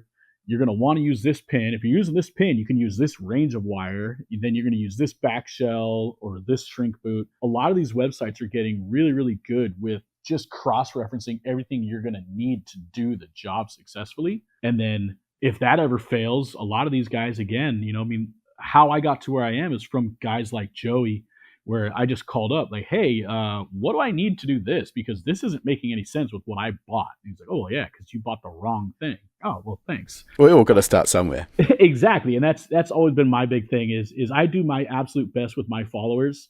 I get guys all the time that ask me just simple little things. And sometimes, I'll get that DM in my inbox that says, hey, sorry to waste your time, but I got a really stupid question, and I'm a firm believer in, what? If you're asking the question, the least I can do is at least give you an answer or point you in the right direction. I might not be there to hold your hand and show you how to do it. I might not have the time to send you a video, but I can tell you, you're going to need this, you're going to need this, and this is the basics of how to do it. Or I'll send you a link to like a YouTube video where it's being done, or I'll send you a link to one of my videos where I do it. Yeah, I'm sure that's greatly appreciated. And I simply have a bookmark in my Chrome taskbar with a link to the TE Connectivity Autosport Interconnection Solutions manual. And that's such a great resource. It's all there. First of all, when you're dealing with Autosport connectors, it's a whole new world when you're getting into it, and even understanding what the part number means in terms of, whether it's a plug, or whether it's got whether it's a receptacle, whether it's free, or whether it's got a 2-bolt bulkhead flange on it, then whether it's a pin or a socket, and then also the color coding for the keyway. That's a whole new world. But that Autosport manual breaks that all down. It's really easy to understand. Then for each of the different contacts, it tells you what your crimp tool should be, what the positioner is, and it's just all falls into place. The information is out there and it's free. Might even try and put a link to this particular manual in the show notes because it's just such a great resource. So it's the usual thing. Read the manual, but if you don't know where to find the manual, then it can be a little bit hard to know where to go to. Absolutely. And it's funny, like you mentioned that you have that bookmark. On my laptop, I have just an absolute monstrous folder of cheat sheets. So I go as far as I will only use a specific connector, like whether, If it's on an engine, it is almost always, it's going to be the plug side, and it's always going to be this keyway or this or that. And then I have what back shells, what boots work with that. So I know, okay, I'm going to use this 61 pin, and it's always going to be the socket side. It's always going to have this back shell or this boot for a 90 or this for a straight. And I just click on my little thing and enter my part numbers in my list. Boom, there it goes. I've created my own little like spreadsheet cheat sheets, even for like all the Deutsch connectors. I have what shrink boot works for which one. So I just click on my file, go into my Deutsch, whether it's DT, DTP, DTM, and it has all my part numbers for whether it's a 90 shrink boot, if it's a straight shrink boot, if I'm going to do a reduced shrink boot. And over time, going back and referencing all these manuals, you kind of start to get things in your head where like, oh yeah, I'll always use this size boot, or I always use this because this shell size works with this. And then you just kind of create, like me personally, just create these little cheat sheets, because I'll never really deviate from going, well, when I do this build on this engine, I want to use the pin in my disconnect versus the socket. Like mine are almost always on the socket side. So, and it just kind of, again, streamlines that whole thing of what parts I'm grabbing for, Yeah, I think you develop your own process of doing these things. I mean, you're obviously so deep into this world and doing it that you probably don't even have to think. Probably don't even have to reference your cheat sheet some of the times. You've got X connector, it's going to have this particular boot on it, and that's just sort of muscle memory for you. Obviously, it's going to take a few repetitions before you can get to that muscle memory. Now, another tool that you mentioned was the Ideal strip tool, which is the same one we use. They've got the Ideal, I think it's the Ergo Elite. One of the things I reckon is really important when you're doing this sort of work is having a backstop for your wire stripper. Two aspects with this. When we're dealing with Tefsel wire, and actually when we're dealing with almost any wire, using a pair of side cutters to strip the insulation is absolutely not the way. And I know that at an entry level, that's something that people do, but there's no place for that when we're doing this sort of wiring. Ultimately, you're almost certainly going to end up damaging some of the conductor strands underneath, and then all of a sudden, a wire that should, on face value, be capable of supporting 8 amps potentially now can't, and also it might actually negatively impact on the reliability of the crimp. So the right tool for the job, you need a proper wire stripper that's designed for working with that sort of wire. The backstop, though, is really important because it allows you to set and get consistent strip length. And, if you're dealing with an Autosport connector that might have 79 positions or something like that, that's a lot of repetition, and trying to get these the same is important. Now, why that's important is, again, there's documentation on this, but the strip length, we should actually end up with a small amount of exposed conductor strand off the back of the contact that we're crimping. The idea behind this is twofold. First of all, between that and the little inspection hole in the terminal, the contact, we can ensure that we've got full engagement. But we also don't want the insulation butted up hard to the back of that contact, because that in and of itself can end up placing strain into the wire if there's any relative movement. So there's all these little things, and just again, having that strip tool that we can get that consistent repetition of the strip is really, really critical. Do you agree with that? Oh, absolutely. But at the same time, I'm also the guy that's like, I may or may not have dropped my strip tool, 100 times. And there's been plenty of times where, hey, I broke my backstop. So guess what I'm doing for the next week? I'm running without it. But, because I get people that ask me too, how do you do this? How do you do that? The backstop is super, super important, especially when it comes to developing that ability to sight something and do it time and time again. If you need like a 3 millimeter strip, you can look at it, boom, boom, boom. So there's times where, I might be out in the field and I might not bring my super high end tools with me. I have basically, I've got 3, 4, sometimes even 5 of the same tool, and I have a full kit that I'll bring with me to events. So if I need to service someone's car while I'm there, sometimes these are tools that have been dropped quite a few times. They still work, but they're a little bit on the ugly side. They're not the brand new ones, and they might not have the backstop. But when you look at it and you've done this 1,000 times, it gets a little bit easier. But that backstop on those strippers, when you can look at it, you can identify that this is the position for a 22 gauge, and you set that backstop. You just hit it every single time. There's nothing better than just being able to do that and ensure that every single time you're getting a consistent strip. And never once do you have to like, I didn't strip that enough, or you stripped it too much. You got to trim it. Next thing you know, everything kind of like, you go down this rabbit hole of trying to remedy this slight little mix up.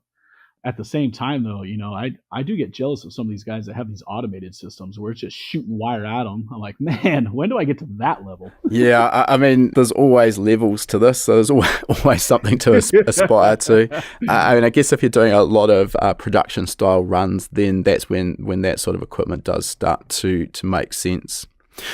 All right, just to round out the Autosport connector, on the back of these, and again, most people listening probably will have seen some photos of a fully populated Autosport connector with nice, neatly arranged service loops on the back of these, and then feeding out into your concentric twist. So talk to us about these service loops. Why are we incorporating those, and what do they do?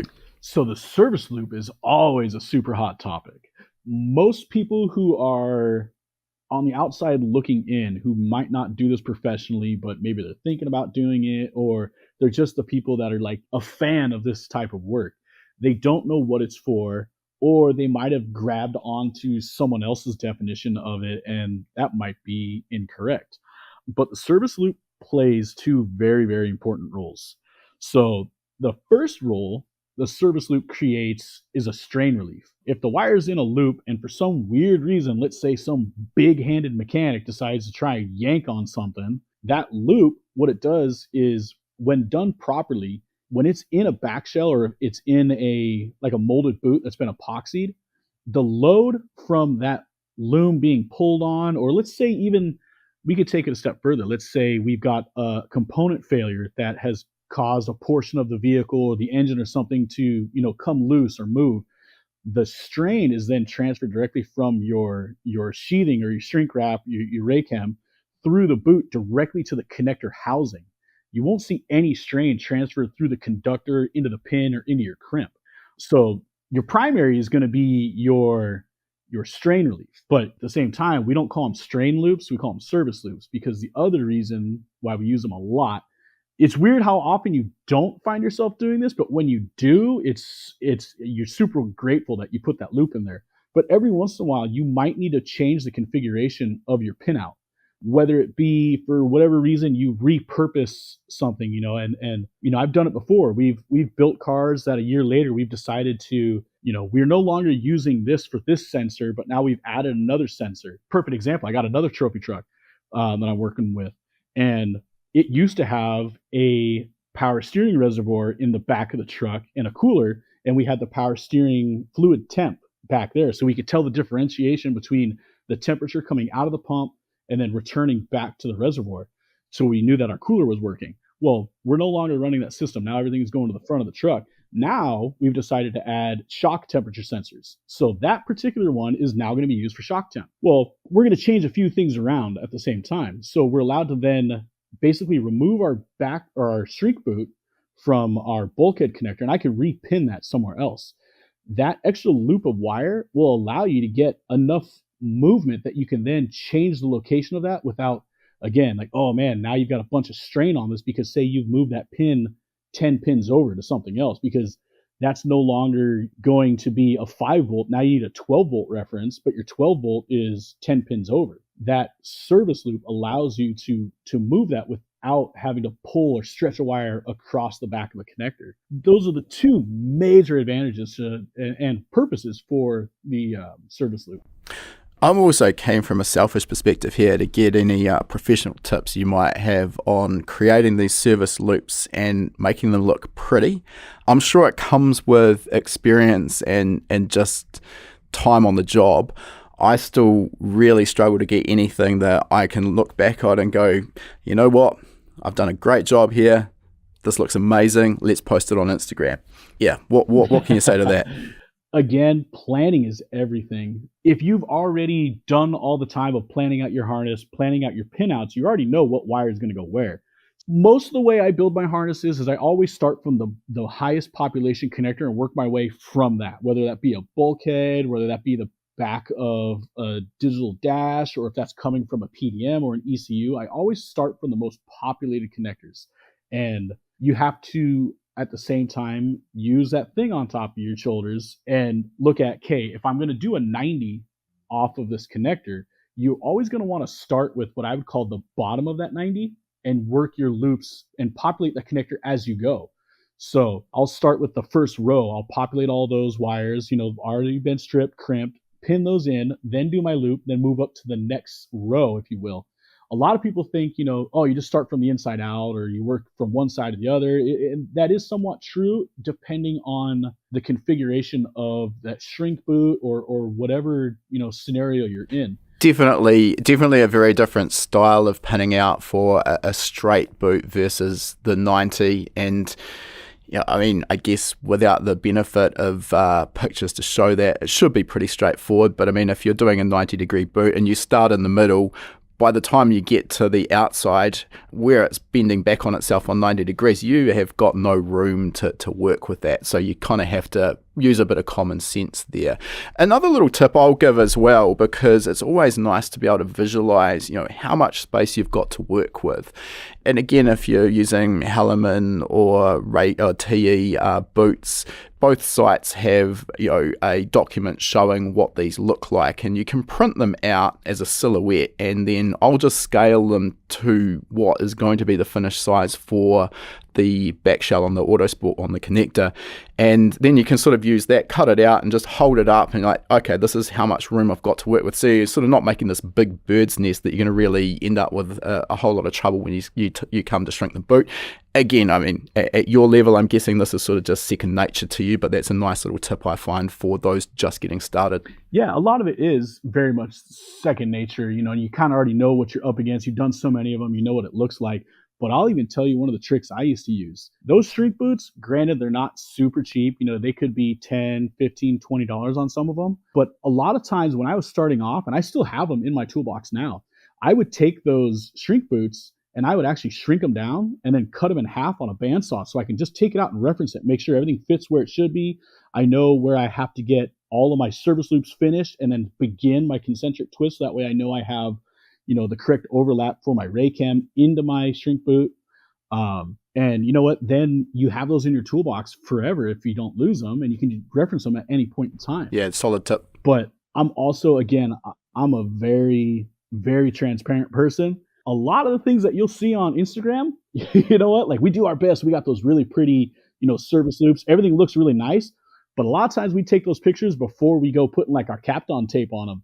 Once you hit those things, you start wrapping them with the Kapton, trust me, they get kind of ugly, but it still serves the purpose that it's there for. Yeah, again, it's one of these parts that once the harness is finished, no one's going to see. So does it matter? Well, yeah, there's a bit of pride there and you know what's under that, but yeah, it's not always like what you're going to see on Instagram. One more part with this, obviously the boot, which we've talked about a bunch of times, and you've sort of really already given us the rundown on us. They're there for, again, that strain relief so that when the harness gets pulled, the strain is passed through the epoxy into the boot, then into the Autosport connector, rather than ever being applied directly to the conductors. And once these are recovered using heat, they essentially become almost solid, so there's not really any flexibility in them. When you're choosing boots, there's a huge range of these, again, documentation on what they're going to shrink down to, so it's pretty easy to figure out for a given connector what range of boots is going to work. My question here though is these boots are available in both glued or glue lined and non-glued variations, and I'm just wondering where you would use a glue line versus a non-glued boot and what you're doing with those non-glued boots. So actually, I never use glued boots. I always use non-glued, and I apply my own epoxy to like my Raychem boots. The only thing that I do use that does have a self-flowing glue in it is I use the Raychem SCL, and I'll use that whenever my Raychem comes to an end on a connector that doesn't have the ability to have a boot put on it. And I just use that just literally to kind of create, more or less to seal the end of my Raychem. So again, no fluids, no dust can make their way up into the harness, but it also kind of helps anchor the Raychem to the conductor. But other than that, yeah, none of my formed boots that I ever use are glued. I always use non-glued, and then I just use the 125 epoxy.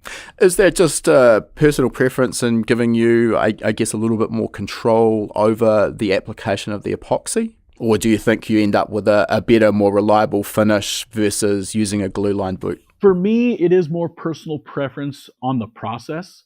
I prefer the ability to, shrink a majority of it. And again, everyone does it differently. I always start mine from the back of my connector or the back or my back shell, and then I'll work my way back.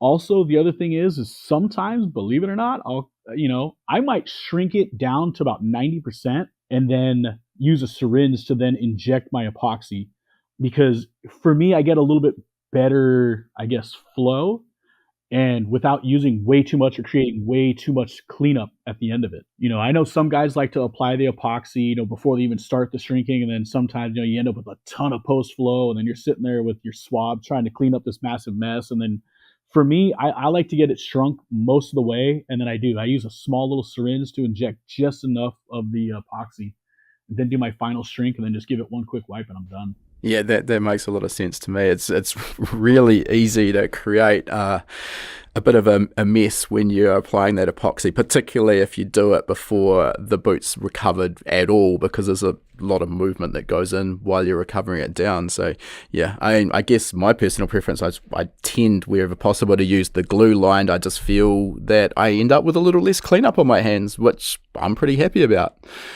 Yeah, ultimately, again, just complete personal preference. All right, I think we've probably done Autosport connectors to death. Another common area I think enthusiasts get a little bit scared off with wiring is you trying to figure out what gauge wire they need for a particular circuit. And this is a valid concern. Obviously, you need to make sure that the wiring is sized to handle the current that you're expecting in that circuit. And this is where those who are maybe fresh to wiring go, well, okay, cool, but how on earth do I know what current is going to flow in a circuit? And this is where Ohm's laws are a pretty good one here, which is simply voltage equals current times resistance, and we can rearrange that. If we know the voltage, which in our electrical system when the engine's running should be approximately 13.8 to 14.2 volts, so let's call it 14 volts, divide that by the resistance or impedance of a particular output, let's say that's an injector, and that's going to give us the current for that particular circuit. When we're dealing with products, maybe that maybe a headlight, for example, you're going to have a power rating for that, which is a wattage, and the other formula there is power equals voltage times current. So again, we can rearrange that. So it's not too difficult to actually work out what the current's going to be. Alternatively, if you're using aftermarket products, fuel pumps, light bars, etc., you're almost certainly going to be able to find the manufacturer's sort of expectations for current draw. So for a start, once you kind of know what current there's going to be in a circuit, are you applying any sort of a safety factor to that before you actually size the wire gauge? Oh, absolutely. That's always the main concern, is again making sure that these looms are safe and they're going to be reliable for an indefinite amount of time. The rule of thumb that I always use, depending on the module or the accessory that I'm powering, if it's like a fan or a fuel pump, I always will choose a wire gauge that's capable of carrying at least 1.5 times the current of what that fan or fuel pump is possible of. When you get into like a LED light bar, you're not really going to get into that issue where, you got that inrush current that, might spike to higher than, say if it's a 10 amp light bar, at turn on, it's not going to hit 17 amps, it's just going to basically, it might hit 11 and then settle at its 10. But yeah, for anything that's got like any, startup, if you will, you're going to get that inrush. And I always try, like I said, gauge to 1.5, if not more, in excess. Again, there's so many good resources out there that I do cheat sheets all the time. I have sheets on my laptop again where I can just look at it. Even though I've been doing this for such a long time, I kind of just know what works. When you're wiring a fuel pump, a cooling fan, or wiring a coil ignition system, you just kind of know what's worked, especially if it's the same thing you've done 100 times. I've done 100 of these A1000. Yeah, don't even need to think about it. Yeah, you don't. You just know right away, this is what gauge I'm reaching for because I'm still within this distance from the pump. But there's a bunch of really good resources out there. I've used powerstream.com. I've used WireBarn. Again, even on ProWire USA, they have a wire calculator that you just enter in what current load you're trying to handle, and the length, and it'll tell you the acceptable wire gauges you can use for that length. Obviously, in motorsports wiring, we try and use the smallest one possible, which is always kind of a funny one coming from the hot rod world, because in the hot rod world, you would buy a lot of these, components, and they would tell you, oh, for this fuel pump, you got to run a minimum 8-gauge power wire. And now, like, having done this for such a long time, you look at it, you're like, 8-gauge? What am I using 8-gauge for this 9-amp fuel pump for? Like, 8-gauge makes zero sense at all. Somewhat overkill. Yeah. And you do the math, and you're like, 12-gauge or 14-gauge is more than capable of running this, depending on, where your power source starts at. And again, we always fault to try and run the smallest possible for weight and size saving, but I still tend to follow my own rule of it's got to be able to carry 1.5 times the current. Then you go back to that thing where we talked about earlier about future proofing it, because sometimes we'll talk to, a client and, well, this is what I want to do now, but there's a possibility that I might want to turbocharge it and add a lot more power, and that's a lot bigger fuel pump. So it's like, you know what? Maybe I will run a 10-gauge wire back there, even though right now we only need 8 amps. Maybe when we decide to put a big, nasty fuel pump in it, we'll have the ability to run 20 amps. Yeah, I think that's all about that planning and just understanding the entire system. With your safety factor there of 1.5 times, I think that makes perfect sense. What people probably need to think is, the fuel pump, for example, okay, as I mentioned, you're probably going to be able to get a spec sheet from the manufacturer, and that'll probably be current versus fuel pressure. Obviously, as you work the pump harder, it's going to draw more current. So let's say that comes out at sort of 10 amps, just for nice round numbers. Well, I mean, that's where it should be operating, but as the pump ages, maybe as the filter gets blocked, it has to work harder. So that could easily ramp up to, instead of 10 amps, maybe 12 amps. So that you straight away, you've got a 20% increase in your current that you're drawing now. We also obviously still have that circuit protected either with a mechanical fuse, or these days probably much more likely power distribution modules where you can set that fusing current. So that's going to ultimately protect the circuit, but you've just got that little bit of additional headroom in there for a safety factor.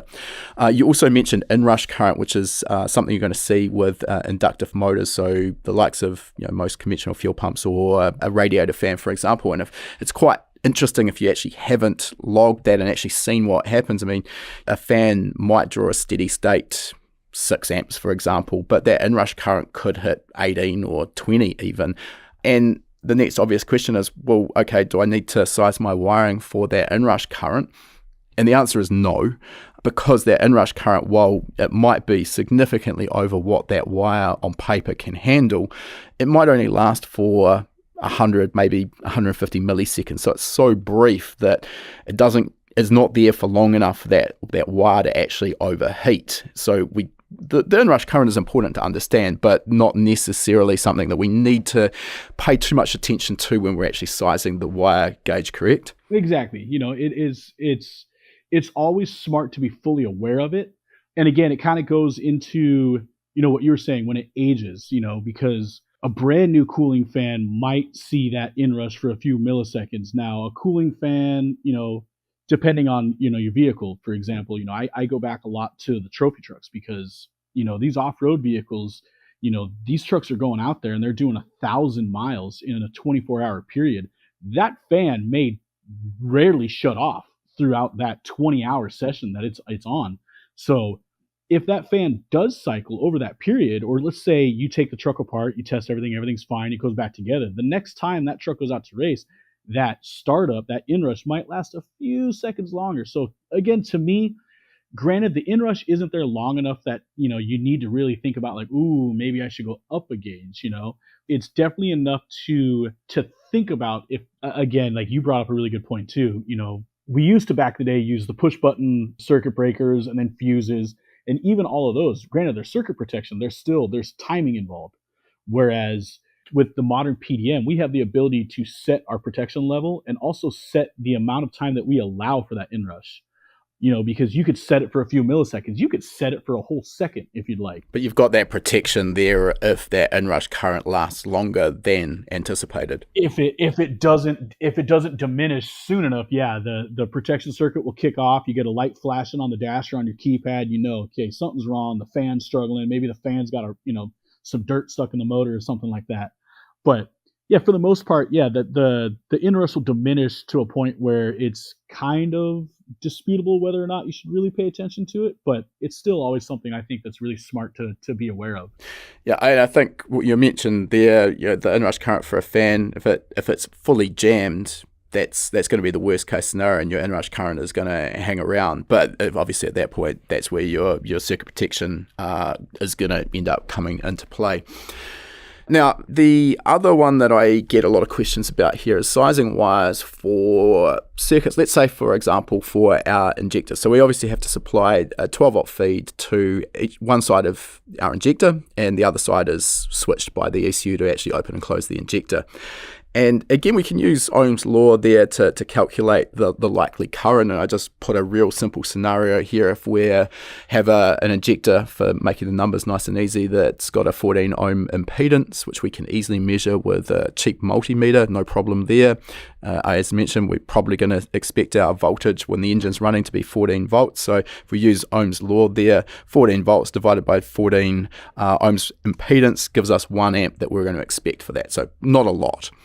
So now we might look at that and go, well, we've got 8 injectors, so we need to supply 12 volts to all 8. We could actually do that from the bulky connector with one single conductor and then split that off 8 ways. So now that wire where it runs through the bulky connector needs to be able to support 8 amps. But that's all at an assumed 100% injector duty cycle. And if we're at 50% injector duty cycle, we're obviously around about half of that current. I'm just interested, do you size everything for that worst case scenario where we're stuck at 100% injector duty cycle? Or is there a little bit more leniency there because you know that you shouldn't be there? Again, for me, I think it's all based on the scenario and the type of vehicle.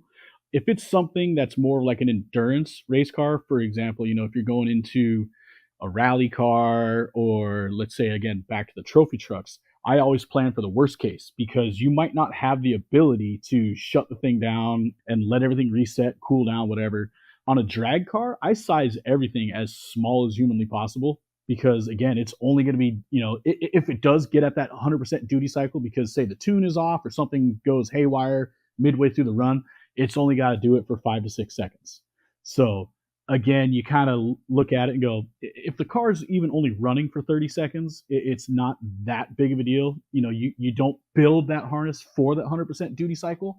But when you get into these more endurance style, where if it gets hung up at that 100% duty cycle, you might be driving on that 100% duty cycle for 30 minutes before you get to a point where someone can, rectify the issue. Then yeah, I always plan and build out for the worst case scenario. Okay, makes sense.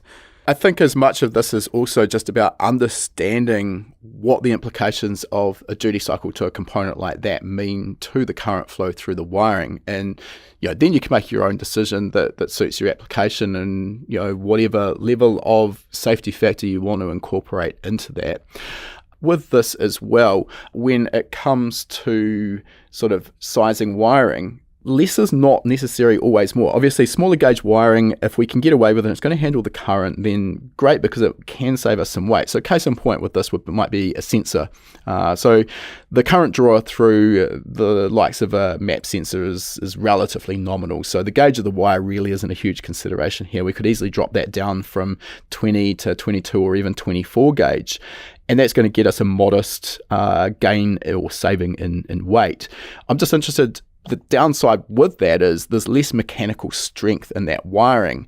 And what I'm going to here is, it's easy for a mechanic who's maybe a little bit heavy-handed to not disconnect a sensor properly and tug on the harness. And with 24 gauge wires, it's possible he might end up breaking it, versus if that was run in 22 gauge wire, the additional strength might be sufficient that it's just got that little bit extra reliability. I'm interested, do you sort of put any weight on that, sort of the reliability versus the wire gauge? Oh, absolutely.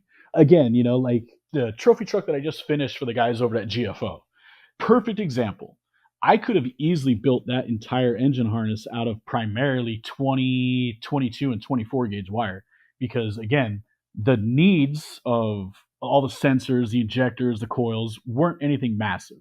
But knowing that these are off-road guys, if something happens to that truck while it's in the middle of Baja and they need to change, a coil, they need to change an alternator or something like that, they're not going to be super dainty. They're going to be wearing gloves. They're going to be grabbing things. They're going to be against the clock, rushing. So that engine harness actually on that trophy truck that I just finished, it's built almost entirely out of 20 gauge, just for the sake of, I'm going to build it big. So if these guys if they're struggling with the connector and they're going to get a little frustrated and pull on it, I'm not going to be worried about them potentially, either breaking a wire or pulling a crimp out.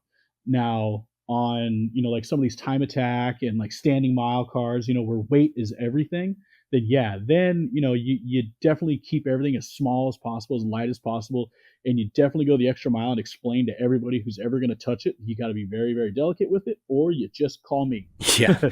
Educating the customer, I think, is actually a pretty important aspect of anything we do here. An educated customer is going to be able to do a better job of working on the finished product, and everyone's going to be happier when they don't end up breaking your brand new harness. Yeah, absolutely. But yeah, no, I do. Depending on the vehicle and depending on the scenarios I think it's going to be in, I will make changes to the way I build and design a harness for that particular application. Yeah. If you take this to extremes, you look at a harness built for a Formula One car, the weight is the only consideration and they have to minimize that at all costs. But you're also dealing with a much more qualified set of mechanics working on that car who understand the implications and problems that creates. So, they learn to work with that system, and then they get the advantage of that lower weight, which again, for that sort of form of motorsport, so critical, less so when we're talking about the likes of a trophy truck. All right, Erik, I think we'll move towards wrapping this up because I am just wanting to respect your time here, and we have gone quite long. So we've got the same 3 questions that we ask all of our guests. The first is, what's next in the future for you and Hardwired Performance? Well, as always, I'm always, getting my hands into some, new, interesting, fun projects. I got a couple in the works right now. I've got one that I'm about to wrap up in the next few weeks that I've actually had to be very tight-lipped about for a while. But it should, fingers crossed, this thing should be done in the next couple of weeks, and I will be making a ton of noise about this project. And then, I've actually got a GT3 car that's on the books. So that was exciting for me because that's kind of always been something I've always wanted to get my hands into, is that level of racing. But yeah, I'm not going anywhere, I'll be here. I'll be doing what I do. So more of the same. Have you got any sort of ambition to sort of ramp up? You mentioned after the pandemic you sort of downsized a little bit and got rid of staff. Is there any ambition to ramp back up, maybe get your own facility again, maybe bring on additional staff, or are you happy just as a one-man band with complete control over everything that you touch? I would absolutely love to ramp things back up, but in doing so, it's going to be something I'm going to be experimenting with a few things. But the other thing that I really, really would like to do, and it's something I've been slowly working on for a while, is actually building up my own time attack car. So that's also kind of the nice thing about scaling back, is it's allowing me to spend a little bit of time getting this thing, kind of getting all my ducks in a row to go do this. Because again, my passion has always been, road racing and stuff like that. I come from a lot of building those cars, and I'd like to get back into that. I love the trophy trucks thing, but the honest truth is I'm never going to own a trophy truck, so I'll just keep working on everybody else's. But I would love, to get my own time attack car done so I can get out there, see what other people are doing, mess with more products, get my hands on more stuff, because I love learning new systems, learning new tricks of how to make things work better. I guess we'll see how that all pans out, because first and foremost, I want to make sure my quality of work stays where it is. So if that means I stay the only guy here and I get my car going and I just go out there and fiddle around, then so be it. If it turns into, I get a big shop again and I get a couple guys, then we'll get to that when that moment arises.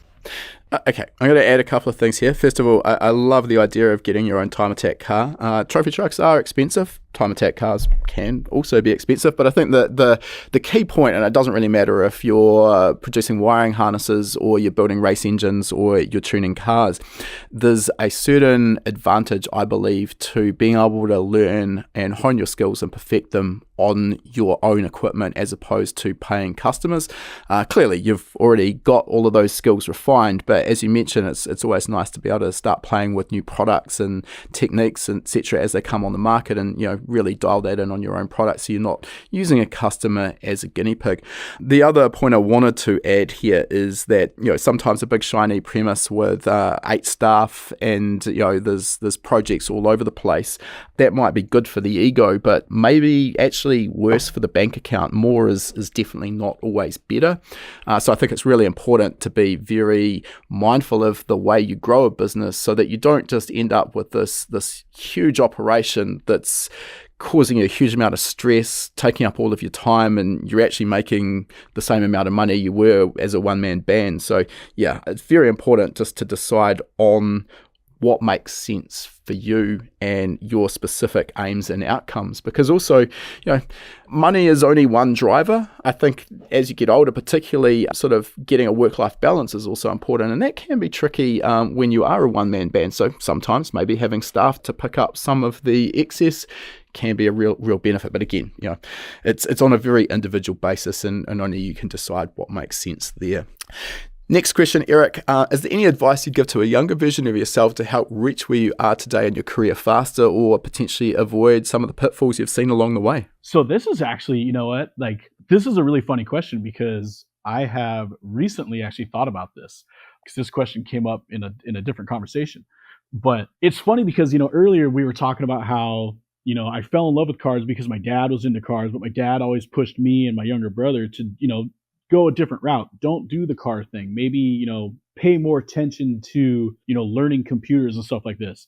Now, in this day and age, now knowing that everything that we do is all computer controlled, maybe I would have told younger me, hey, bud, maybe pay a little bit more attention to computers, because you one day will rely almost entirely on these things to basically make your car work. It's one thing when 10 years ago, it's I knew how to tune a carburetor and I could do this, I could mess with points ignition, but now it's everything is based off of the laptop. You plug into it and you make a car run off it. There's a slight disadvantage when all of a sudden, I'm this guy that's used to these carbureted big block Chevys, and now I'm okay, hold on, now I got to learn how to do all this with the computer. All right, there's these young kids that just know all this stuff already. But I think outside of that, I probably would have just told myself, maybe just, have more fun. Yeah, it's always tricky looking back and, maybe thinking about what you could have done differently. It's just, almost a moot point, because, you don't get to A/B test this sort of stuff, and you can only make the decisions that you make in the moment with the information you've got. The aim of this question, of course, is to maybe help some of the younger listeners who are looking at a potential path like your own, and seeing if there's anything they could do differently. I think you're absolutely right with the technology side of things, and that's what I've seen as well with the tuning industry, which is obviously more my specialty, is the tuning shops around the world. Tuners, when I first started getting involved with tuning myself 25 odd years ago, and these were people that were at the absolute cutting edge. They were top of their game. And, I also saw as the technology evolved and the computers, became a little bit more complex, and the tuning methods changed, and a lot of them would sort of almost top out at a certain level and not want to learn the next skills. And I've tried real hard in my career as well to never be closed-minded, and always to keep my finger on the pulse, so to speak, and stay up to date with what's changing. Obviously, that's great for HPA as well, and of course our members. But again, that's a very individual choice. But I think, paraphrasing here to get back to it, I think keeping an open mind and trying to absorb as much information around you as you can, never trying to close down to a particular technology, is really what we're trying to say here, correct? Yeah, absolutely. I think that's such a big thing that what you touched on too, is not being closed-minded, being open-minded. I think there's so many people that are still so stuck on the, what I learned is the right way, and everything else beyond that is not, that you're going to get left behind. Because trust me, there was a point in time where I was there, where it was like, I was so stuck in my ways that I wasn't willing to look at anything else, because there was a point in time where I was so against all these PDMs, because I'm like, well, what happens if the system breaks? It leaves you in the middle of nowhere with something you can't run. But now we're seeing the opposite effect, where it's like, okay, now these PDMs are becoming the ultimate systems, where they rarely ever have any kind of issue. But now you're having issues where it's like, man, this push button breaker in my dash won't reset, and now I don't have a functioning ignition system. Like, now I got to hold my finger on this thing while I drive, Yeah, agreed. All right, last question for today. If people want to follow you and see what you're up to, how are they best to do so? What are your social media accounts, website, etc.? The only thing I have right now is I have my Instagram, and I kind of like to keep it that way. But I am, it's Hardwired Performance on Instagram. It's pretty easy to find me. And then you can also use the hashtag Wiring Gangster. I tag all my stuff with that. Okay, perfect. Yeah, I mean, less again is more in this respect. And I mean, if you've got more work than you can cope with at the moment, going out of your way to generate more with a website, maybe not the smartest, highest and best use of your time. So we, as usual, will link to your Instagram account in the show notes, and I can confirm it's definitely worth a deep dive on that account. Some pretty cool stuff in there. Well, look, Erik, it's been great to chat. Do appreciate your time and your insight there, and wish you all the best for whatever does come in the future, whether it's continue as a one-man band or maybe in another 5 years we'll catch up and you'll have 20 staff working under you. Right on. I really, really appreciate the time and the opportunity to come on here and talk with you guys. Like I said, I've followed you for a while, and I've always felt that you've been one of the top that comes to educating people out there, and having this opportunity was an awesome one to again add a little bit to that. Yeah, no, we really appreciate some great detail in this interview. So no, it's going to be super helpful for those who want to up their wiring game. Thanks again. If you enjoyed this episode of Tuned In with Erik, we'd love it if you could drop a review on your chosen podcasting platform. These reviews really help us to grow our audience, and that in turn helps us to continue to get more high quality guests. To say thanks, each week we'll be picking a random reviewer and sending them out an HPA t-shirt free of charge anywhere in the world. This is also a great place to ask any questions you might have too, and I'll do my best to answer them if your review gets picked. So this week, a big shout out to JC Goodchap from Australia, who's said, "Building my Turbo Honda CRX sleeper, this podcast has been invaluable. Plenty of relatable, easy to follow information both here and on their online training platform for budget garage racers like myself." Oh, great that you are finding value in the podcast, and great to hear it's helping with your CRX build. If you get in touch with your t-shirt size and shipping details, we'll get a fresh tee shipped straight out to you. All right, that concludes our interview. And before we sign off, I just wanted to mention, for anyone who's been perhaps hiding under a rock and hasn't heard of High Performance Academy before, we are an online training school, and we specialize in teaching a range of performance automotive topics, everything from engine tuning and engine building through to wiring, car suspension and wheel alignment, data analysis, and race driver education. Now, remember, you've got that coupon code. You can use podcast75 at the checkout to get $75 off the purchase of your first course. You'll find our full course list at hpacademy.com/courses. Important to mention that when you purchase a course from us, that course is yours for life as well. It never expires. You can rewatch the course as many times as you like, whenever you like. The purchase of a course will also give you 3 months of access to our gold membership. That gives you access to our private members only forum, which is the perfect place to get answers to your specific questions. You'll also get access to our regular weekly members webinars, which is where we touch on a particular topic in the performance automotive realm. We dive into that topic for about an hour. If you can watch live, you can ask questions and get answers in real time. If the time zones don't work for you, that's fine too. You're going to get access as a gold member to our previous webinar archive. We've got close to 300 hours of existing content in that archive. It is an absolute goldmine. So remember that coupon code podcast75. Check out our course list at hpacademy.com/courses.